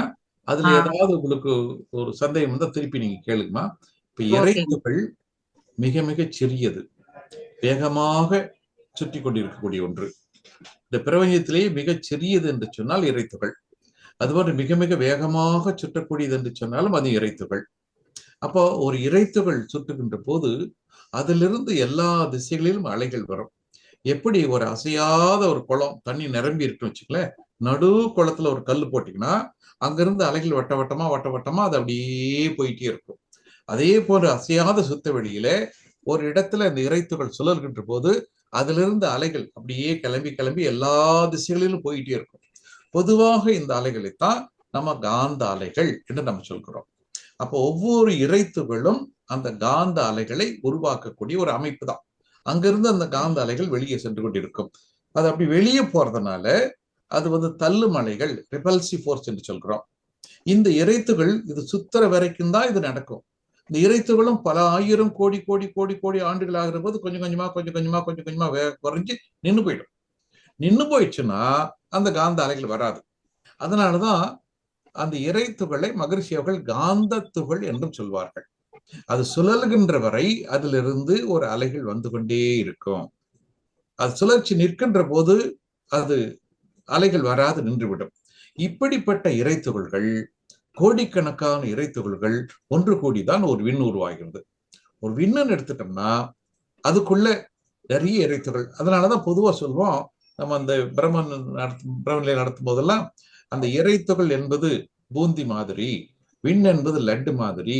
பூந்தியை உருட்டி பிடிச்சா எப்படி லட்டு கிடைக்குதோ அது மாதிரி பல ஆயிரம் கோடி இறைத்துகள்கள் ஒன்று சேர்ந்து ஒரு விண் உருவாகிறது. அப்போ விண்ணுக்குள்ள கோடிக்கணக்கான இறைத்துகள்கள் இருக்கும், கோடிக்கணக்கான அலைகள் வந்துகிட்டே இருக்கும். இந்த கோடிக்கணக்கான அலைகளும் ஒன்று சேர்ந்து வெளியே வரும்போது மொத்தமா ஒரே அலையா வரும். இதுக்கு ஒரு சின்ன உதாரணம் பாருங்களேன். இப்போ குளத்துல ஏற்கனவே சொன்ன மாதிரி ஒரு நடு குளத்துல கல் போட்டீங்கன்னா அலைகள் வட்ட வட்டமா வருது. இப்ப பக்கமா ஒரு 5 கல் போட்டீங்கன்னா 5 அலைகள் தனித்தனியா உருவாகி மொத்தமா ஒண்ணு சேர்ந்து வெளியே போகும், தனித்தனியா போகாது. அப்படி அந்த ஒரு விண்ணுக்குள்ள கோடிக்கணக்கான இறைத்துகள் இருக்கிற போது அந்த கோடிக்கணக்கான இறைத்திலிருந்து கோடிக்கணக்கான அலைகள் ஒண்ணு சேர்ந்து வெளியே போகும். அப்படி இந்த கோடிக்கணக்கான அலைகளும் ஒண்ணு சேர்ந்து ஒரே அலையா பெருசா சின்னதா போட ஆரம்பிக்கும். அதைத்தான் மின்காந்தம் அல்லது வான்காந்தம் என்று சொல்கிறோம். அப்ப என்ன ஆகும், இந்த உள்ள இருக்கிற இறைத்துகள்கள் அது சுத்தி ஒரு சைடுல ஓஞ்சி போயிடும், நின்று போயிடும். அதனாலதான் அந்த ஒரு விண்ணுக்குள்ள ஒரு கோடி இறைத்துகள் இருக்குன்னு வச்சுங்களேன், அதுல நடுவில் இருக்க இறைத்துகள் கொஞ்சம் மெதுவா சுத்தும், அந்த விளிம்பில் இருக்க இறைத்துகள் வேகமா சுத்தும். இப்படி வேறுபடி இறைத்துகள் ஒன்று சேர்ந்தா விண் உருவாகும். அப்ப நடுவில் இருக்க இறைத்துகள் அப்படியே சுத்தி நின்று போயிடும் ஒரு ஸ்டேஜ்ல. அதுக்கு பல ஆயிரம் கோடி வருஷம் ஆகும். ஆனா ஒரு நாள் நின்று போயிடும். அப்படி நின்று போகும்போது அந்த இறைத்துகள் நின்றுச்சுன்னா சுத்த வழியா மாறிடும். சுழன்றால்தான் அது இறைத்துகள், சுழலாமல் நின்றால் அது சுத்தவெளி. அதனாலதான் மகரிஷி ஒரு இடத்துல உதாரணம் சொல்லுவாங்க, ஏதாவது இந்த சூறாவளி காத்து மாதிரி வச்சுக்கலேன், காத்து வேகமா சுத்தினா சூறாவளி, நின்று போனா சாதாரண காற்று, அவ்வளவுதான். அப்படி இறைத்துகள் அது சுழற்சி நிறுத்துகின்ற போது அது இறைவெளியாக மாறிவிடும். அப்படி ஒரு விண்ணில அந்த நடுப்பகுதி இறைத்துக்களை கொஞ்சம் கொஞ்சமா குறைஞ்சு சுத்த வழியா மாறிடும். அப்ப நடுவுல அந்த விண்ணோட நடுவுல பார்த்தீங்கன்னா முதல்ல சுத்தவெளி கொஞ்சமா இருக்கும், போக போக போக சுத்தவெளி பெருசாகிட்டே வரும். பெருசாகி சுத்தவெளி கடைசியில விளிம்பு கொட்டும் போது அந்த விண்ணே இல்லாம போயிடும், விண்ணுங்கிற அர்த்தமே இல்லாம போயிடும். அதனாலதான் மகரிஷி அந்த ராகுவியதை சொல்லும் போது சூரியன் மையத்திலே விண்கள் சுழற்சியற்று நின்று விடுகின்ற போது சுத்த வழியாக மாறி விடுகின்றன. அந்த சுத்தவெளி அதிகமாகின்ற போது அங்கிருந்து பீரிட்டு கொண்டு வெளியேறி 2 புறமும் ஓடி ஓடி ஓடி ஓடி பிரபஞ்சத்தை எல்லாம் தாண்டி சுத்தவெளியோடு கலக்கும். அப்படி அது செல்கின்ற வழியில் ஏற்படக்கூடிய காந்த மாற்றத்தை தான் ஒருபுறம் ராகு என்று சொல்கிறோம், மறுபுறம் கேது என்று சொல்கிறோம். ஆகவே அந்த இறைத்துகள் நின்று விடுகின்ற போது அது சுத்த வெளியாக மாறிவிடும். அப்ப விண்ணுக்குள்ளே கோடிக்கணக்கான இறைத்துகள் இருக்கிறது, கோடிக்கணக்கான அலைகள் வருகின்றன. அந்த கோடிக்கணக்கான அலைகள் மொத்தமாக சேர்ந்து வெளியே ஓடுகிறது. அதைத்தான் விண்காந்தம் வான்காந்தம் என்று சொல்கிறோம். அந்த உள்ள இருக்க இறைத்துகள், அந்த நடுவில் இருக்கிற இறைத்துகள் கொஞ்சம் கொஞ்சமா சுழற்சி குறைஞ்சு கொஞ்சம் நின்று போக ஆரம்பிக்கும். நின்று போக ஆரம்பிக்கும், நடுவில் சுத்த வழியா மாறிடும். இப்படியே கொஞ்சம் கொஞ்சமா சுத்த வழி அதிகமாகி அதிகமாகி அதிகமாகி வந்து எல்லா இறைத்துகளும் நின்று போச்சுன்னா அந்த விண்ணே நின்று போயிடும். அந்த விண்ணுக்கு அதோடு முடிஞ்சு போச்சு. அப்படி வரக்கூடிய காலகட்டத்தில் தான் அந்த விண்ணை முதல் நிலையில உருவான நிலையில அது வேகமா இருக்கும். அப்புறம் ஒரு 1000-2000 கோடி வருஷம் கழிச்சு அது எலக்ட்ரான் கொஞ்சம் வேகம் கம்மி, மறுபடியும் இன்னொரு 2000 கோடி 3000 கோடி வருஷம் கழிச்சு அது புரோட்டான் நியூட்ரான் இப்படி வேறு வேறு நிலைக்கு வருகிறது. அந்த எலக்ட்ரான் புரோட்டான் நியூட்ரான் என்பதெல்லாம் அந்த வேகம் குறைந்து வருகின்ற நிலை, விண்ணினுடைய வேகம் குறைந்து வருகின்ற நிலை. கடைசியில எல்லாம் போச்சு, எல்லா இறைத்திலும் ஓடி போச்சு. அப்ப விண்ணு சுத்த வழியா மாறிடும். இப்படித்தாம ஒரு விண் உருவாகி வருகிறது. இதை நம்ம மகரிஷி நிறைய விளக்கம் கொடுத்துருக்காங்க இதுக்கு. அது கடைசி எழுதின இந்த தன்மாற்ற சரித்திரம் அதுல பாத்தீங்கன்னா ரொம்ப அருமையா கொடுத்துருப்பாங்க. முதல்ல எழுதுனதுக்கு கடைசியில் சின்ன சின்ன சின்ன மாறுபாடுகள் தெரியும். ஏன்னாக்கா அவங்க அந்த அந்த ஐடியாவை மறுபடியும் மெருகூட்டி நம்ம புரிஞ்சக்கூடிய வகையில அது ரொம்ப எளிமையா கொடுத்துருப்பாங்க. அந்த இறைத்துகள் உருவான தத்துவ மகரிஷி சொன்னது இதுவரைக்கும் விஞ்ஞானத்துல எங்கும் யாரும் சொல்லாத செய்தி. கண்டிப்பாக மகரிஷிக்கு இது விஞ்ஞான உலகம், அவரை விஞ்ஞானத்தின் தந்தை என்று பாராட்டியே தேர வேண்டும். இந்த செய்தி உலகம் முழுக்கும் பரவி விஞ்ஞானிகள் ஒத்துக்கொள்ளக்கூடிய ஒரு காலம் வரும். அதுக்கு இன்னும் 50 வருஷம் 100 வருஷம் கூட ஆகலாம். ஆனா ஒரு பெரிய தத்துவத்தை இந்த இறைத்துகள் என்ற தத்துவம் சொல்லியிருக்காங்க. சமீபத்தில் விஞ்ஞானிகள் கூட அந்த சேன் லேபரேட்டரியில நிறைய புரோட்டான் அம்மாவதை விட்டு அது கடவுள் துகள் என்றெல்லாம் சொல்கிறார்கள். அதுவெல்லாம் அந்த இறைத்துகளுக்கு சமமானதல்ல. அதெல்லாம் இறைத்துகளை மாதிரி பல லட்சம் மடங்கு பெரிய ஒன்றைத்தான் அவர்கள் அதுவரை தான் வந்திருக்கிறாங்க. இறைத்துகள் அளவுக்கு இன்னும் விஞ்ஞானிகள் வந்து சேரவில்லை. வாழ்க வளமுடன். நல்ல விளக்கம். வாழ்க வளமுடன். நன்றி. வாழ்க வளமுடன். அடுத்ததாக கும்பகோணத்திலிருந்து சாந்தி கண்ணன் அவர்கள். வாழ்க வளமுடன்மா, ஐயா கிட்ட பேசலாமா? வையகம். வாழ்க வளமுடன் ஐயா. சௌமித்திரன் ஐயா வாழ்க வளமுடன். ஐயா வாழ்க வளமுடன். வாழ்க வளமுடன். சொல்லுங்கம்மா. வாழ்க வளமுடன். நல்லா இருக்கீங்களா ஐயா? நல்லா இருக்கேன். நல்லா சொல்லுங்க. என்னுடைய கேள்வியா, இந்த ஆத்மா வெளியே போகும்போது அது கண்ணுக்கு தெரியற மாதிரி ஏதாவது இருக்குமா ஐயா? இல்ல மனிதர்களுக்கு தெரியாது, விலங்குகளுக்கு தெரியுமா? அது ஒண்ணு. இந்த மாதிரி இப்ப ஒரு உறுப்பை எடுத்து இன்னொரு உறுப்பை மாத்தி வைக்கிறாங்க இல்லையா? இப்ப ஒரு கல்லீரல் ஒருத்தவங்களுக்கு சரியா இல்லைன்னு சொல்லிட்டு இன்னொருத்தவங்களுக்கு அது எடுத்து வைக்கிறாங்க. அது எடுத்து வச்சு அவங்க இறந்துடுறாங்க. அப்படி இறக்கும் போது இன்னும் கொடுத்த குழந்தைங்க நல்லா இருப்பாங்களா ஐயா? அவங்களுக்கு ஏதாவது ஒரு பாதிப்பு இருக்குமா? வாழ்க வளமுடன் ஐயா. சரிம்மா. இப்ப இந்த மாதிரி இந்த உறுப்பு மாத்தி வைக்கிறதுனால அது என்னன்னா, இது இந்த உடம்புல ஒரு இதயம் இருக்கு, ஒரு கண் இருக்குது, அல்லது நுரையீரல் இருக்குது, கிட்னி இருக்குது. இதை நம்ம அங்க எடுத்து வைக்கிறோம். ஏன்னா அது அந்த ஒவ்வொரு உறுப்புலையும் சில பதிவுகள் இருக்கும், நம்ம இல்லைன்னு சொல்ல முடியாது. நம்ம கண்ணுல பதிவு இருக்கு, நம்ம ஈரல்ல பதிவு இருக்கு, எல்லாம் இருக்கு. அந்த ஒரு சின்ன மாற்றம் வரும். அத மொத்த மாற்றம் ஒரு 100 பகுதினா இந்த மாதிரி உறுப்பு எடுத்து வைக்கிறதுனால ஒரு 1% 2% சின்னது இருக்கும். அதனால அந்த ஏற்கனவே இருக்கக்கூடிய அந்த உடம்புக்கு பெரிய பாதிப்பு இல்லையா? ஆனா அந்த உறுப்பு அந்த உடம்பு ஏத்துக்கிட்டு அதோட ஃபங்க்ஷன் ஆக ஆரம்பிச்சிருச்சுனாக்கா அந்த ஒரு சின்ன மாற்றம் அடிபட்டு போயிடும். அது பெருசா ஒண்ணு இல்லை. அதனால இந்த உறுப்பு தானம் பண்றது அதெல்லாம் இன்னைக்கெல்லாம் நம்ம தேவையான ஒன்றுதான். என்ன, நம்ம இறந்த பின்னாடி அதை கொண்டு அடக்கம் பண்ணிடுறாங்க, அதை எரிச்சிடுறாங்க. ஆனா நம்ம இறக்கிறதுக்கு முன்னாடியே இந்த மாதிரி உறுப்பு தானம் பண்ண விரும்புறேன்னு சொன்னாக்கோ அதை எடுத்து யாராவது இல்லாதவங்களுக்கு கொடுப்பாங்க. கண்டிப்பாக நம்ம செய்யக்கூடிய பெரிய புண்ணியம். நாம இறந்தும் புண்ணியம் செய்வதற்கு நமக்கு கிடைத்த ஒரு வாய்ப்பு தான் இது உறுப்பு தானம் என்று சொல்லக்கூடியது. இன்னைக்கு எல்லா மனிதர்களும் நம்ம இறக்கத்தான் போற ஒரு நாளைக்கு. இறந்த பின்னாடி இந்த உடம்பை அப்படியே வச்சிருக்க முடியாது. ஒன்னும் புதைச்சிடுறாங்க அல்லது எரிச்சிடறாங்க. அப்ப எல்லா உறுப்புகளும் வீணாகத்தான் சாம்பலாதான் போக போகுது. ஆனா அதுக்கு முன்னாடியே நம்ம கொஞ்சம் நல்ல உடல்நிலை இருக்கக்கூடியவர்கள் அது தானமா கொடுத்தா கண்டிப்பாக போய் சேரக்கூடியவங்களுக்கு அது ஒரு பயன் கொடுக்கக்கூடியதா இருக்கும். இறந்த பின்னாடியும் நாம் இந்த உறுப்பு தானம் செய்வதன் மூலமாக நாம் ஒரு புண்ணியத்தை செய்து கொண்டிருக்கிறோம். ஏன்னா இறந்த பின்னாடி நம்முடைய பாவ கணக்கும் கூடாது, புண்ணிய கணக்கும் கூடாது. இந்த ஆன்மா தனியா இருக்கும் போது அது இன்னொரு உடம்புக்குள்ள அது ஒரு பிறவியா வருகின்ற போதும் மறுபடியும் அந்த கணக்கு மாறும். அது இல்லாம இருக்கும்போது தனிப்பட்ட முறையில இந்த ஆன்மாவுக்கு செயல்பாடு கிடையாது. அதுக்கு பாவ கணக்கும் கூடாது, புண்ணிய கணக்கு கூடாது. ஆனா இந்த மாதிரி உறுப்பு தானம் பண்ணனவங்களுக்கு அது ஏன்னா ஏற்கனவே இந்த உறுப்பு தானம் பண்ணி இருக்கிறதுனால ஒரு புண்ணிய கணக்கு கூடுறதுக்கான இறந்த பிறகும் புண்ணிய கணக்கு கூடுவதற்கான ஒரு வாய்ப்பு தான் இந்த உறுப்பு தானம்.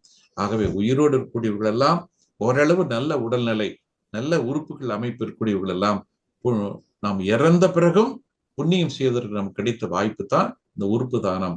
அதனால அது அந்த கொடுக்கிறவங்களுக்கு புண்ணியம் கிடைக்கும், வாங்குறவங்களுக்கு ஏன்னா அந்த உறுப்பு தானம் கொடுக்கக்கூடிய அளவுக்கு அவருடைய மனம் உயர்ந்து இருந்தால் கண்டிப்பாக அந்த உறுப்பும் அதனுடைய பதிவுகளும் உயர்ந்த நிலையில் தான் இருக்கும். அது வாங்கக்கூடியவர்களுக்கு நன்மை செய்யக்கூடியதாக தான் இருக்கும். பெரும்பாலும் நிறைய பேர் கொடுக்க விரும்புறதில்லை, கொஞ்சம் சுயநலம் அதிகம் கொடுக்க விரும்புறதில்லை. நம்ம அதை வச்சுட்டு ஒன்றும் பண்ண போறதில்லை. ஆக யாருக்கா கொடுத்திருந்தா கூட யாருக்கா பயன்படும்.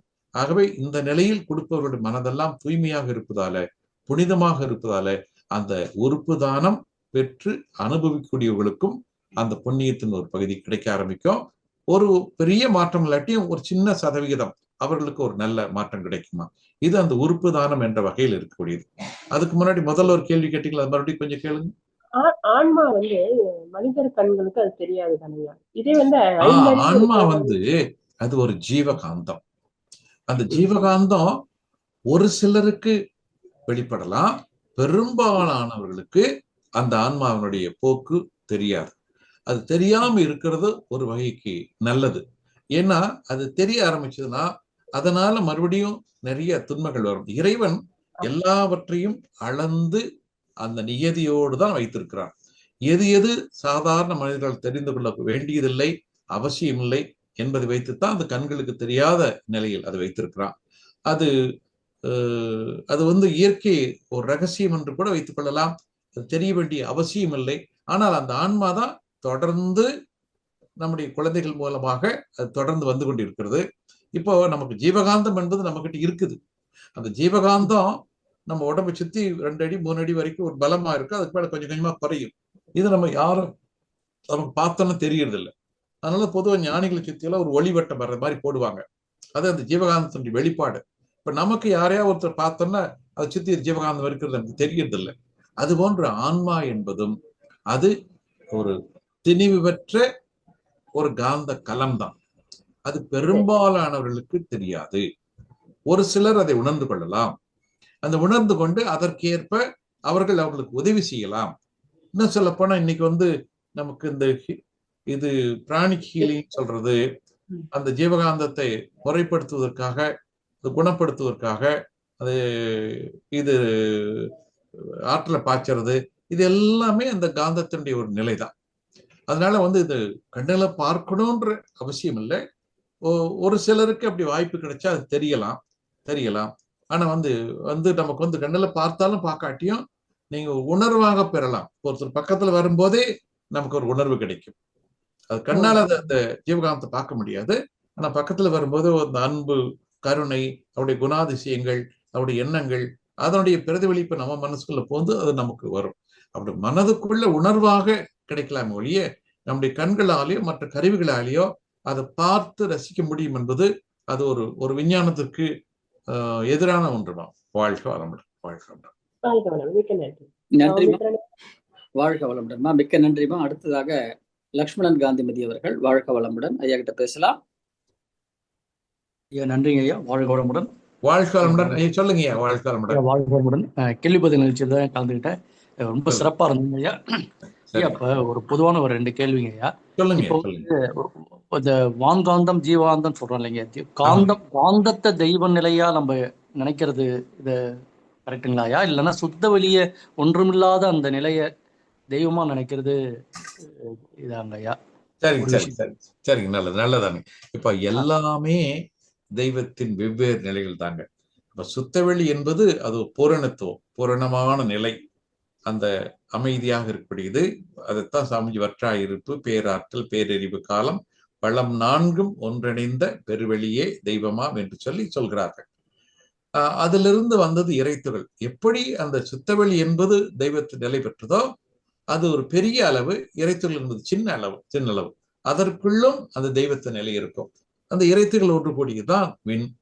அந்த விண்கள்ல இருந்து வெளிப்படக்கூடிய அலைகளைத்தான் காந்தம் என்று சொல்லலாம். எல்லாமே தெய்வத்தின் வேறு வேறு நிலைகள் தான். உண்மையான மூல நிலை என்பது சுத்தவெளி, அந்த பேராற்றல் பேரறிவு படைத்தது. அதனை அடுத்த நிலையிலே வந்து ஃபர்ஸ்ட் ஸ்டெப் அது வந்து இறைத்துகள். அப்ப அந்த இறைத்துகளிலிருந்து ஒரு காந்தாற்றல் வெளிப்பட்டுக் கொண்டிருக்கிறது. அந்த இறைத்துகள் ஒன்று கூடி விண் உருவாகிறது, விண்ணிலிருந்து ஒரு காந்தாற்றல் வெளிப்பட்டுக் கொண்டிருக்கிறது. இப்படி அந்த காந்தத்தின் வெளிப்பாட்டை தான் நாம் வந்து வெவ்வேறு நிலையில் பார்க்கிறோம். எல்லாமே தெய்வத்தின் நிலைகள் தான். ஆனால் அந்த பூரணமான நிலை என்பது சுத்தவெளி. அதிலிருந்து வந்தது இறைத்துகள், அதுவும் தெய்வம் தான். இறைத்துகள் வெளிப்படக்கூடிய அலைகள், காந்த அலைகள், அதுவும் தெய்வம் தான். அதனாலதான் நம்ம வந்து அந்த பூரணமான அந்த சுத்த வெளியை சிவம் என்று சொன்னார்கள். அது அமைதியா இருக்குது, அசையாம இருக்கு. அதிலிருந்து அந்த இறைத்துகள் தோன்றுகிறது, ஒரு சுழற்சி வருகிறது, அசைய ஆரம்பிக்கிறது, அதிலிருந்து அலைகள் வெளியே வருகிறது. இதையெல்லாம் அவர்கள் அந்த சக்தி என்ற நிலைக்கு சொல்கிறார்கள். அப்போ வெளியே வந்து சிவம் இருக்குது, இந்த இறைத்துகள் அசைவதால அதிலிருந்து அலைகள் வந்து அப்படியே வெளியிருக்கிற அந்த அதோட கரைஞ்சி போயிடுது. அதுதான் சக்தி சிவம் என்று சொல்லக்கூடியது, காந்தம் என்று சொல்லக்கூடியது. அதனாலதான் சிவனுக்கு சக்திக்கு இடையில கந்த பெருமான், காந்தன், ஆறுமுக கடவுள் பிறந்திருக்கிறார் என்று சொல்வதெல்லாம் அந்த நிலையில்தான். இப்ப சிவம் அங்கே சக்தி, அந்த காந்த அலைகள் வந்து அந்த சுத்த வெளியிலே கலந்து போகக்கூடிய நிலை, கரைந்து போகக்கூடிய நிலை. அதுதான் அந்த இடத்துல நம்ம வந்து கந்தன், காந்தன், ஆறுமுகம். ஏன்னா அந்த கரைந்து போகக்கூடிய நிலைதான் அழுத்தம், ஒளி, ஒளி, சுவை, மனம், மனம். அந்த மனதாக இன்ப துன்ப உணர்வை உணரக்கூடிய மனதாக வரக்கூடிய இப்படி 6 நிலைகளில் வெளிப்படுவதனால்தான் அதை ஆறுமுகம் என்று சொல்கிறோம். அதுக்கு முன்னாடி அந்த 5 நிலை, நிலம், நீர், நெருப்பு, காற்று, ஆகாசம், 5 வகையான பௌதீக பிரிவுகள். அந்த 5 வகையான பௌதீக பிரிவுகள் வரக்கூடிய 5 வகையான காந்த அலைகள். ஆகாசம் என்று சொன்னால் வெறும் காந்த அலைகள், அது அழுத்தம். காற்று என்று சொன்னால் அங்கு வரக்கூடிய காந்த அலைகள் ஓசையை கொடுக்கும். நெருப்பு என்று சொன்னால் அந்த காந்த அலைகள் வெளிச்சத்தை கொடுக்கும். திரவம் என்று சொன்னால் அந்த காந்த அலைகள் சுவையை கொடுக்கும். திடப்பொருள் என்று சொன்னால் அங்கு வரக்கூடிய காந்த அலைகள் வாசனையை கொடுக்கும். இப்படி 5 வகையான பௌதீக பிரிவுகளாக நிலம், நீர், நெருப்பு, காற்று, ஆகாசம். அதை ஒட்டி 5 வகையான காந்த அலைகளாக நிலம் என்று சொன்னால் அது வாசனை, நீர் என்று சொன்னால் சுவை, நெருப்பு என்று சொன்னால் வெளிச்சம், காற்று என்று சொன்னால் ஓசை, அதுக்கு முன்னர் ஆகாசம், பெண்கள் என்று சொல்லுகின்ற போது அழுத்தம், அழுத்தம், ஒளி, ஒளி, சுவை, மனம். இப்படி 5 5ஆக இருக்கக்கூடியதுனாலதான் அது 5 கரத்தனை ஆனை முகத்தனை என்று சொல்லி விநாயக பெருமானை வைத்து வணங்குகிறோம். விநாயக பெருமான் அண்ணன் மாதிரி, அதுக்கு அடுத்து வந்த முருகன் அது 6வது நிலையிலே மனமாக இன்ப துன்பத்தை உணரக்கூடிய உணர்வுகளாக மனமாக இருப்பதால் அதை ஆறுமுகன் என்றும். இப்படி எவ்வளவு பெரிய தத்துவத்தை நம்முடைய பக்தி மார்க்கத்திலே ஒரு சிவம் என்ற தெய்வமாக, சக்தி என்ற தெய்வமாக, அவர்களுக்கு பிறந்த குழந்தைகளாக அந்த காந்த தத்துவத்தை எவ்வளவு ஒரு பெரிய கற்பனை செய்திருக்கிறார்கள். ஆகவே பக்தி மார்க்கம் என்பது யாரும் நம்ம குறை சொல்லக்கூடாது. பெரிய தத்துவங்களை ஒரு சாதாரண மனிதனும் புரிந்து கொள்ளக்கூடிய வகையிலே அதை ஒரு குடும்ப கதையாக மாற்றி இருக்கிறார்கள். வாழ்க வளமுடன், வாழ்க வளமுடன். வாழ்க வளமுடன் ஐயா, மிக்க நன்றி ஐயா. வாழ்க வளமுடன். நிறைவு செய்யலாம் ஐயா. நன்றி பண்ணிக்கலாம் ஐயா. ரொம்ப சந்தோஷம் ஐயா. ஒரு இணைப்பாளர் வந்தது ரொம்ப சந்தோஷம் ஐயா. வாழ்த்துக்கள். நன்றி ஐயா. உங்களுடைய சேவைகள் தொடரட்டும். எல்லா இடத்திலும் உங்களுடைய சேவைகள் நிறைய வந்துகிட்டு இருக்குதுங்க. ரொம்ப சந்தோஷம். உடற்பயிற்சி என்ற வகையில அது நீங்க வர்மா பாயிண்டோட சொல்லி கொடுக்கறது நிறைய மக்கள் அதை அனுபவித்துக் கொண்டிருக்கிறார்கள். உங்கள் மூலமா ஒரு பெரிய மாற்றம் உடற்பயிற்சியில ஒரு நல்ல ஒரு சிந்தனை தெளிவு வந்துகிட்டு இருக்கு. உங்களுக்கு எங்களுடைய மனமார்ந்த வாழ்த்துக்கள்ங்க. ரொம்ப நன்றிங்க. வாழ்க வளமுடன். கவனித்துக் கொண்டிருந்த அத்தனை நேயர்களுக்கு நன்றிங்க. வாழ்க வளமுடன். வாழ்க வளமுடன். நம் கடமை அறவாழ்வின் நாட்டத்தே சிறக்கட்டும்.